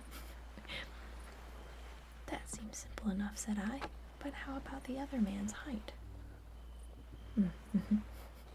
Why, the height of a man, in 9 cases out of 10, can be told from the length of his stride. It is a simple calculation enough, that there is no use my boring you. Hi, Star Wars. Thank you for the follow. That there is no use boring you with figures. I had this fellow's stride, both on the clay outside and on the dust within. Then I had a way of checking my calculation. When a man writes on a wall, his instinct leads him to write about the level of his own eyes. Now that writing was just over 6 feet from the ground, It was child's play. And his age? I asked. Well, if a man can stride 4.5 feet without the smallest effort, he can't be quite in the sere and yellow. That was the breadth of a puddle on the garden walk, which he had evidently walked across. Patent leather boots had gone round, and square toes had hopped over. There is no mystery about it at all. I am simply applying to ordinary life a few of those precepts of observation and deduction which I advocated in that article. Is there anything else that puzzles you? The fingernails and the trichinopoly, I suggested. The writing on the wall was done with a man's forefinger dipped in blood. My glass allowed me to observe that the plaster was slightly scratched in doing it, which would not have been the case if the man's nail had been trimmed. I gathered up some scattered ash from the floor. It was dark in color and flaky, such an ash as is only made by a trichinopoly. I have made a special study of cigar ashes. In fact, I have written a monograph about the subject. I flatter myself that I can distinguish at a glance the ash of any known brand, either of cigar or of tobacco. It is just in such details that the skilled detective differs from the Gregson and the Lestrade type. What do you mean? What do you mean Sherlock can look at some ashes and know what type of cigar it was? Dude, he's too crazy. And the florid face, I asked. Ah, that was a more daring shot, though I have no doubt that I was right. You must not ask me that at the present state of that affair. I passed my hand over my brow. My head is in a whirl, I remarked. The more one thinks of it, the more mysterious it grows. How came these two men, if there were two men, into an empty house? What has become of the cabman who drove them? And how could one man compel another to take poison? Where did the blood come from? What was the object of the murderer, since robbery had no part in it? How come the woman's ring is there? Above all, why should the second man write up the German word Reich before decamping? I confess that I cannot see any possible way of reconciling all these facts. My companion smiled approvingly. You sum up the difficulties of the situation succinctly and well, he said. There is much that is still obscure, though I have quite made up my mind on the main facts. As to poor Lestrade's discovery, it was simply a blind intended to put the police upon a wrong track by suggesting socialism and secret societies. It was not done by a German. The A, if you noticed, was printed somewhat after the German fashion. Now, a real German invariably prints in the Latin character, so that we may safely say this was not written by one, but by a clumsy imitator who overdid his part. It was simply a ruse to divert inquiry into a wrong channel. I'm not going to tell you much more of the case, Doctor. You know a conjurer gets no credit when one has explained his trick. And if I show you too much of my method of working, you will come to the conclusion that I am a very ordinary individual after all. I shall never do that, I answered. You have brought detection as near an extinct science as it ever will be brought in this world. My companion flashed up with pleasure at my words, and the earnest way in which I uttered them. I had already observed that he was as sensitive to flattery on the score of his art as any girl could be of her beauty. I'll tell you one other thing, he said. Patent leathers and square toes came into the same cab, and they walked down the pathway together as friendly as possible, arm in arm, in all probability. When they got inside, they walked up and down the room, or rather, Patent leathers stood, while square toes walked up and down. I could read all all of that in the dust, and I could read that as he walked, he grew more and more excited. That is shown by the increased length of his strides. He was talking all the while, and working himself up, no doubt, into a fury. Then the tragedy occurred. I've told you all I know myself now, for the rest is a mere surmise and conjecture. We have a good working basis, however, on which to start. We must hurry up, for I want to go to Hallie's concert to hear Norman Neruda this afternoon. This conversation had occurred while our cab had been threading its way through a long procession of dingy streets and dreary byways. In the dingiest and dreariest of them, our driver... Okay, Faye, thank you so much for being here. Bye-bye. In the dingiest and dreariest of them, our driver suddenly came to a stand. That's oddly court in there, he said, pointing to a narrow slit in the line of dead-colored brick. You'll find me here when you come back. Audley Court was not an attractive locality.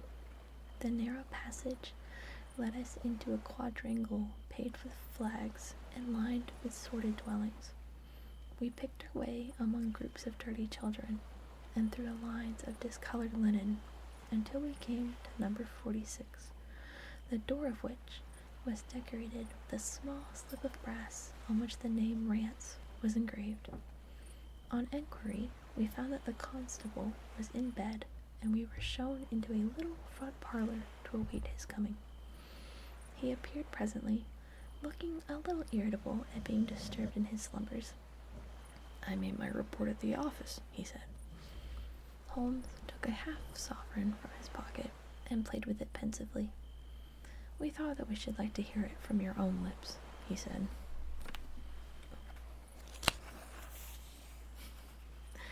I shall be most happy to tell you anything I can, the constable answered, with his eyes upon the little golden disc. Just let us hear it all in your own way as it occurred. Hi, Zach. Thank you for the follow. Hello. Rance sat down on the horsehair sofa and knitted his brows as though determined not to omit anything in his narrative. I'll tell it ye from the beginning, he said. My time. 1 second. What is my dog doing? She is snoring across the room. I'm uncertain if you can hear her, but if you can, she is just sleeping. At 11, there was a fight at the White Hart, but bar that all was quiet enough on the beat. At 1 o'clock, it began to rain, and I met Harry Mercher, him who has the Holland Grove beat, and we stood together at the corner of Henrietta Street a-talkin'. Presently, maybe about 2 or a little after, I thought I would take a look around and see that all was right down the Brixton Road. It was precious dirty and lonely. Not a soul did I meet all the way down. Is my lark bait not working again? I don't understand why I have to close it and reopen it sometimes. Irks me. Hold on. Okay. Silly program. Though a cab or two went past me, I was strolling down, thinking between ourselves how uncommon handy a 4 of gin shot would be. Oh, shush, I don't need that. Okay, Ben, so you should be able to fish now. When suddenly the glint of a light caught my eye in the window of that same house. Now, I knew that them 2 houses in Lauriston Gardens was empty on account of him that owns them, who won't have the drains see to. Thanks. Though the very last tenant what lived in one did die of typhoid fever. I was knocked all in a heap therefore at seeing a light in the window, and I suspected as something was wrong. When I got to the door, you stopped, and then walked back to the garden gate, my companion interrupted. What did you do that for? I apologized. Rance gave a violent jump and stared at Sherlock Holmes with the utmost amazement upon his features. Why, that's true, sir, he said, though how you come to know it heaven only knows. You see, when I got up to the door, it was so still and so lonesome that I thought I'd be none the worse for someone with me. I ain't afeard of anything on this side of the grave, but I thought that maybe it was him that died o' the typhoid, expecting the drains of what killed him. The thought gave me a kind of turn, and I walked back to the gate to see if I could see Murcher's lantern, but there wasn't no sign of him nor of anyone else. There was no one in the street. Not a living soul, sir, nor as much as a dog. Then I pulled myself together and went back and pushed the door open. All was quiet inside, so I went into the room where the light was a-burning. There was a candle flickering on the mantelpiece, a red wax one, and by its light I saw. Yes, I know what you saw. You walked around the room several times, and you knelt down by the body, and then you walked through and tried the kitchen door, and then John Rance sprang to his feet with a frightened face and suspicion in his eyes. "Where was you hid to see all that?" he cried. "It seemed to me that you know a deal more than you should." Holmes laughed and threw his card across the table to the constable. "Don't get arrested me for the murder," he said. "I am one of the hounds and not the wolf. Mr. Gregson or Mr. Lestrade will answer for that. Go on, though. What did you do next?" Rance resumed his seat, without, however, losing his mystified expression. "I went back to the gate and sounded my whistle. That brought Murcher and two more to the spot. Now, I don't know what kind of accent this man has, but he speaks kind of southern, so I've given him a southern accent.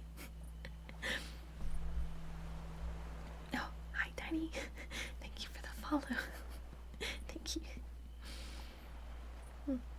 Was the street empty? Was the street empty then? Well, it was, as far as anybody that can be of any goes. What do you mean? The constable's features brought it into a grin. I've seen many a drunk chap in my time, he said, but never anyone so crying drunk as that cove. He was at the gate when I came out, a-learning, a-begging in the railings, and a-singing at the pitch of his lungs about Columbine's new-fangled banner, or some such stuff. He couldn't stand, far less help. What sort of man was he? Asked Sherlock Holmes. John Rance appeared to be somewhat irritated at his digression. He was an uncommon drunk sort of man, he said. He'd have found himself in the station if he hadn't been so took up. His face, his dress. Didn't you notice them? Holmes broke him impatiently.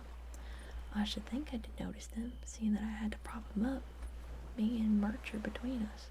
He was a long chap, with a red face, the lower part muffled round. Hi, Tiny. Hello, hi. That will do, cried Holmes. What became of him? We'd enough to do without looking after him, the policeman said in an aggrieved voice. I'll wager he found his way home all right. How was he dressed? A brown overcoat. He had a whip in his hand. A whip? No. Oh, it's another page turn.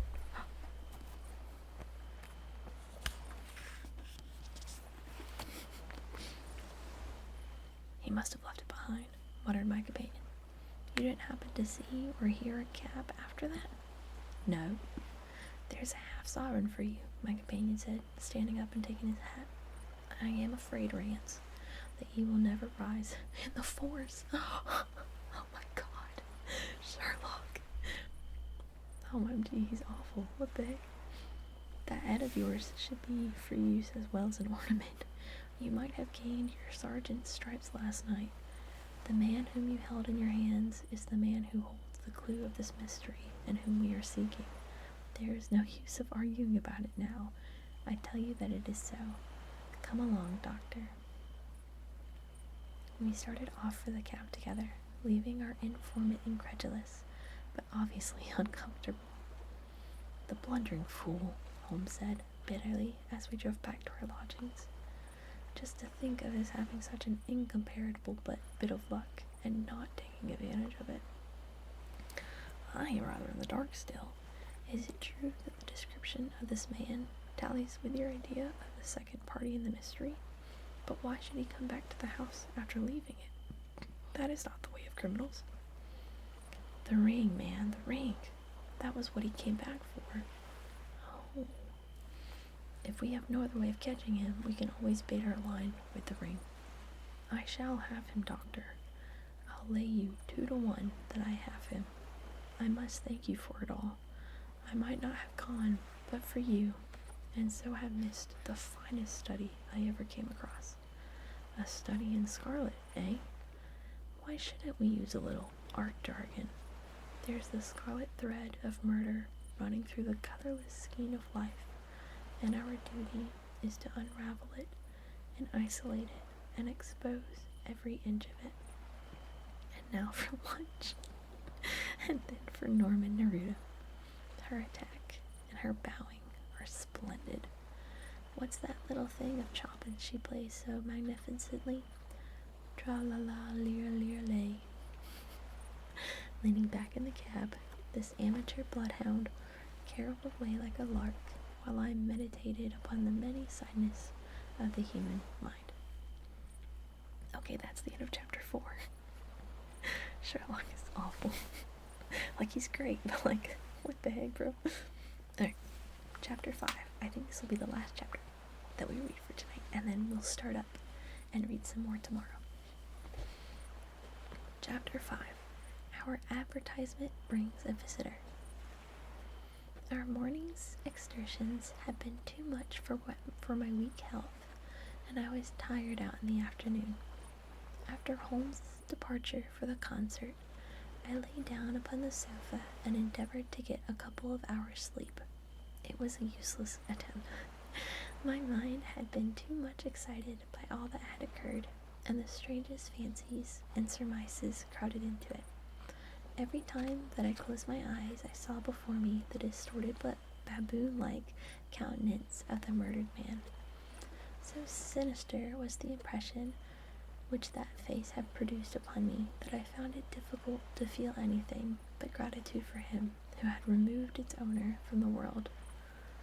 If ever human features bespoke vice of the most malignant type, they were certainly those of Enoch J. Drebber of Cleveland. Still, I recognized that justice must be done, and that the depravity of the victim was no condonement in the eyes of the law. The more I thought of it, the more extraordinary did my companion's hypothesis that the man had been poisoned appear.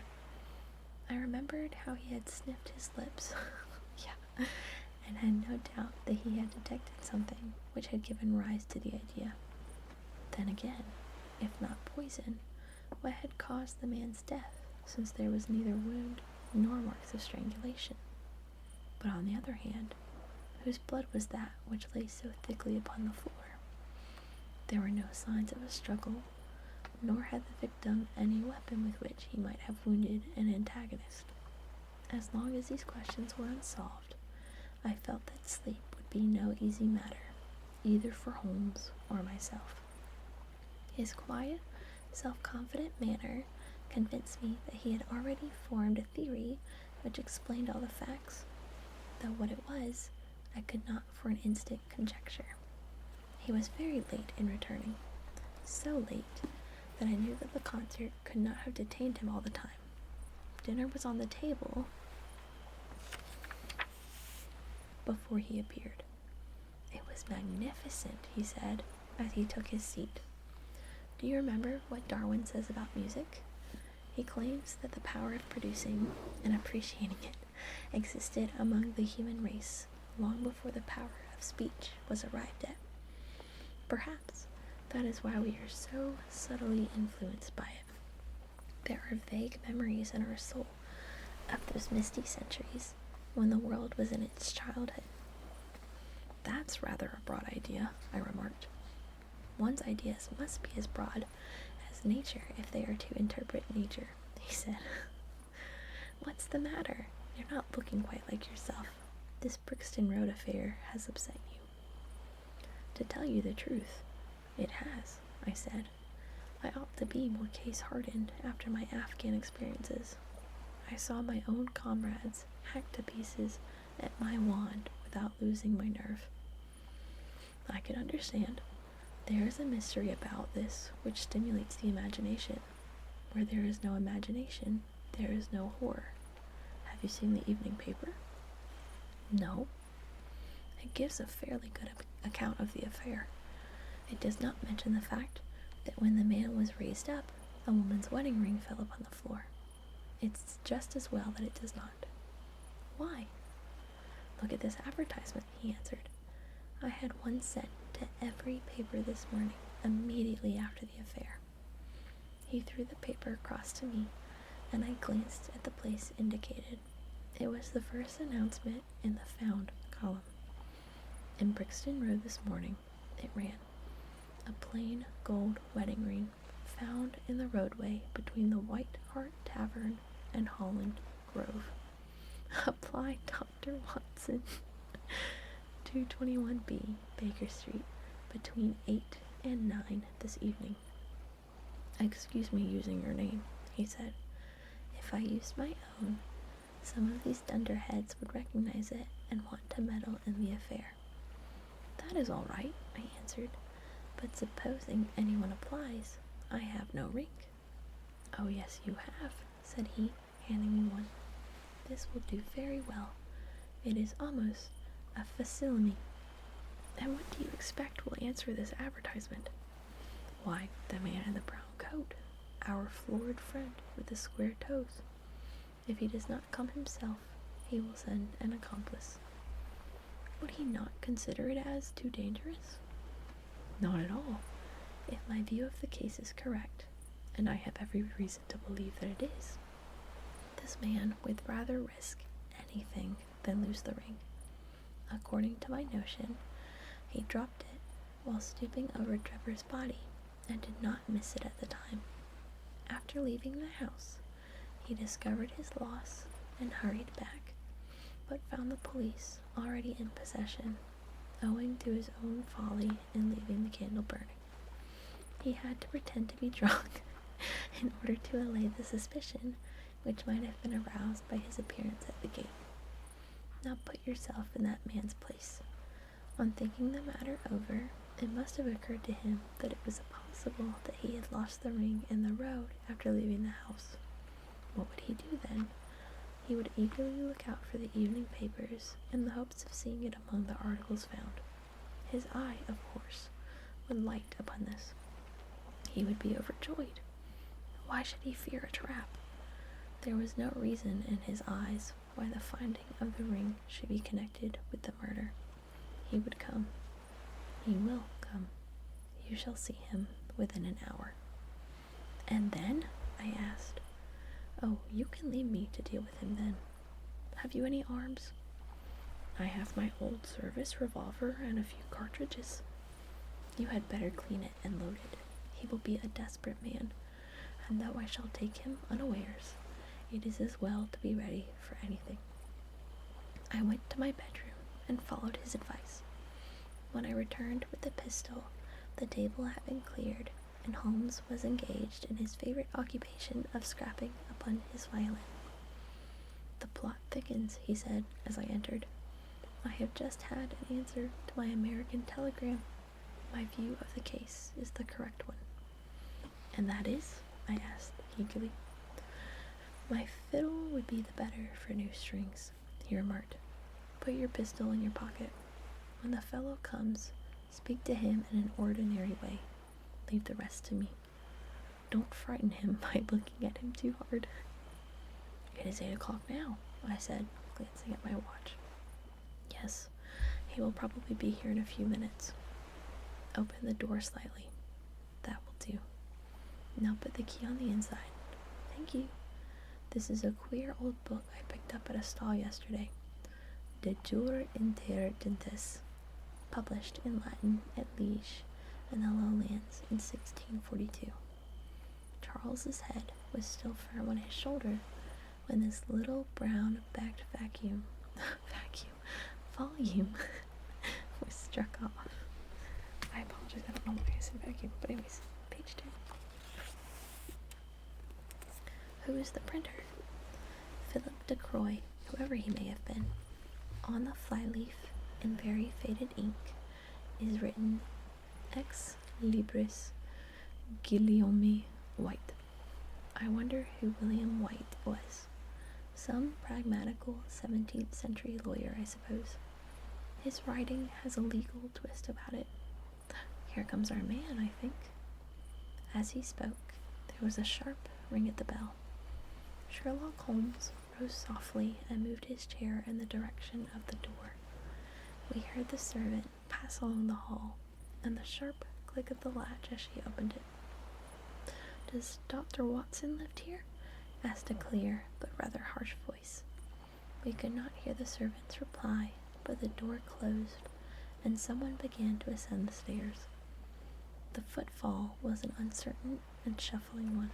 A look of surprise passed over the face of my companion as he listened to it. It came slowly along the passage, and there was a feeble tap at the door. "Come in," I cried. At my summons, instead of the man of violence whom we expected, a very old and wrinkled woman hobbled into the apartment. She appeared to be dazzled by the sudden blaze of light, and after dropping a curtsy, she stood blinking at us with her bleared eyes and fumbling in her pocket with nervous, shaky fingers.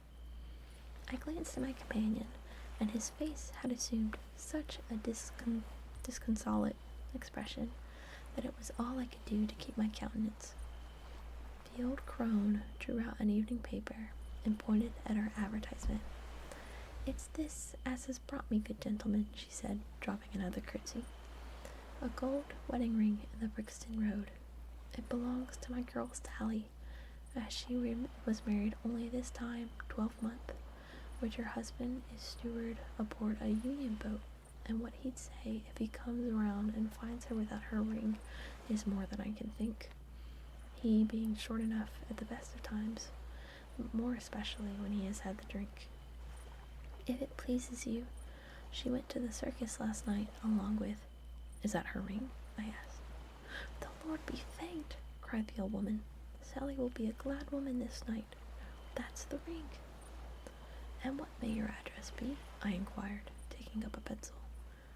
13 Duncan Street, Houndsditch, a weary way from here." "The Brixton Road does not lie between any circus and Houndsditch," said Sherlock Holmes sharply. The old woman faced round and looked keenly at him from her little red-rimmed eyes. "The gentleman asked me for my address," she said. "Sally lives in lodgings at 3 Mayfield Place, Peckham." "And your name is?" "My name is Sawyer. Hers is Dennis, which Tom Dennis married her, and a smart, clean lad, too, as long as he's at sea, and no steward in the company more thought of. But when on shore, what with the woman and with the liquor shops—" "Here is your ring, Miss Sawyer," I interrupted, in obedience to a sign from my companion. "It clearly belongs to your daughter, and I am glad to be able to restore it to the rightful owner." With many mumbled blessings and protestations of gratitude, the old crone packed it away in her pocket and shuffled off down the stairs. Sherlock Holmes sprang to his feet the moment that she was gone and rushed into his room. He returned in a few seconds, enveloped in an ulster and a cravat. "I'll follow her," he said hurriedly. "She must be an accomplice, and will lead me to him. Wait up for me." The hall door had hardly slammed behind our visitor before Holmes had descended the stair. Looking through the window, I could see her walking feebly along the other side, while her pursuer dogged her some little distance behind. Either his whole theory is incorrect, I thought to myself, or else he will be led now to the heart of the mystery. There was no need for him to ask me to wait up for him, for I felt that sleep was impossible until I heard the result of his adventure. It was close upon 9 when he set out. I had no idea how long he might be, but I sat stolidly, puffing at my pipe and skipping over the pages of Henry Marker's Vie de Bohème. I think this application just doesn't work if you don't use it for a little bit, which makes no sense. comprehend. Give it 2 seconds, and I'll pop it back up. Alert bait fishing. It's a coming. There we go. Okay. You should be good to fish again if you would like. 10 o'clock passed, and I heard the footsteps of the maid as they pattered off to bed. 11, and the more stately tread of the landlady passed my door, bound for the same destination. It was close upon 12 before I heard the sharp sound of his latchkey. The instant he entered, I saw by his face that he had not been successful. Amusement and chagrin seemed to be struggling for the mastery, until the former suddenly carried the day, and he burst into a hearty laugh. "I wouldn't have the Scotland Yarders know it for the world," he cried, dropping into his chair. "I have chaffed them so much that they would never have let me hear the end of it. I can afford to laugh, because I know that I will be even with them in the long run." "What is it then?" I asked. "Oh, I don't mind telling a story against myself. That creature had gone a little way when she began to limp and show every sign of being footsore. Presently she came to a halt and hailed a four-wheeler which was passing. I managed to be close to her so as to hear the address, but I need not have been so anxious, for she sang it out loud enough to be heard at the other side of the street.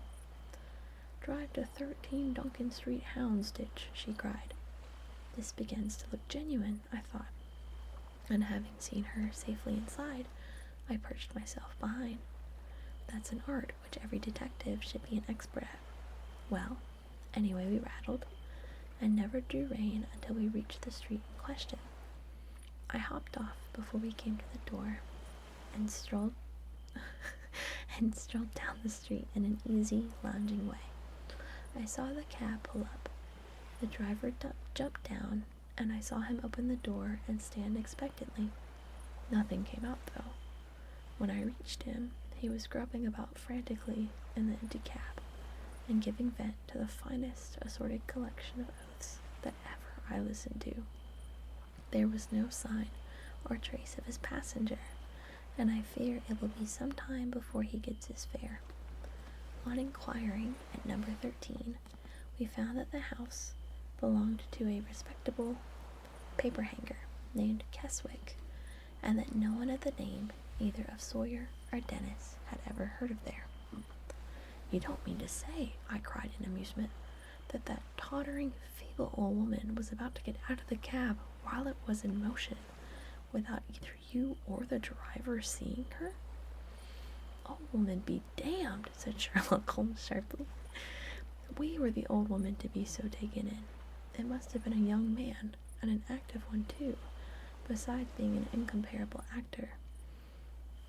Is Sherlock right now saying that there was a man in that it was a man dressed as an old woman? The get-up was inimitable. He saw that he was followed, no doubt, and used this means of giving me the slip. It shows that the man we are after is not as lonely as I imagined he was, but has friends who are ready to risk something for him. Now, doctor, you are looking done up. Take my advice and turn in." I was certainly feeling very weary, so I obeyed his injunction. I left Holmes seated in front of the smoldering fire, and long into the watches of the night I heard the low, melancholy wailings of his violin. I knew that he was still pondering over the strange problem which he had set himself to unravel. Okay, and with that, I'm done reading. That's where we're ending it. We're ending it at chapter 6, I guess, now. Yahoo! Okay, now the fun part. I gotta figure out who to raid. Let's look. I do want to say thank you everybody for being here. Thank you. Many appreciations. I'm doing my best, you know. I'm trying to get better at it, more comfortable. I felt a lot better today. So that is a win, I would say.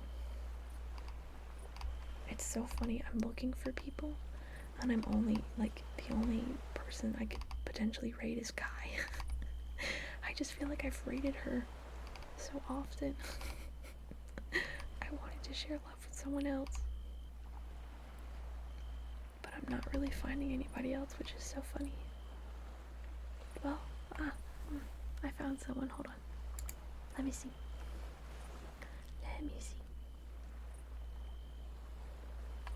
Oh, I have her muted. Of course, classic. Oh my god, she's got a fidget spinner. Oh, nope, she's mouth sounds. I don't like mouth sounds. Nope, moving on. Okay, yeah, I'm gonna just do Kai. Quick, simple, easy. Okay. So funny. Alright, cool beans. That should be what I need. Question mark. Yep.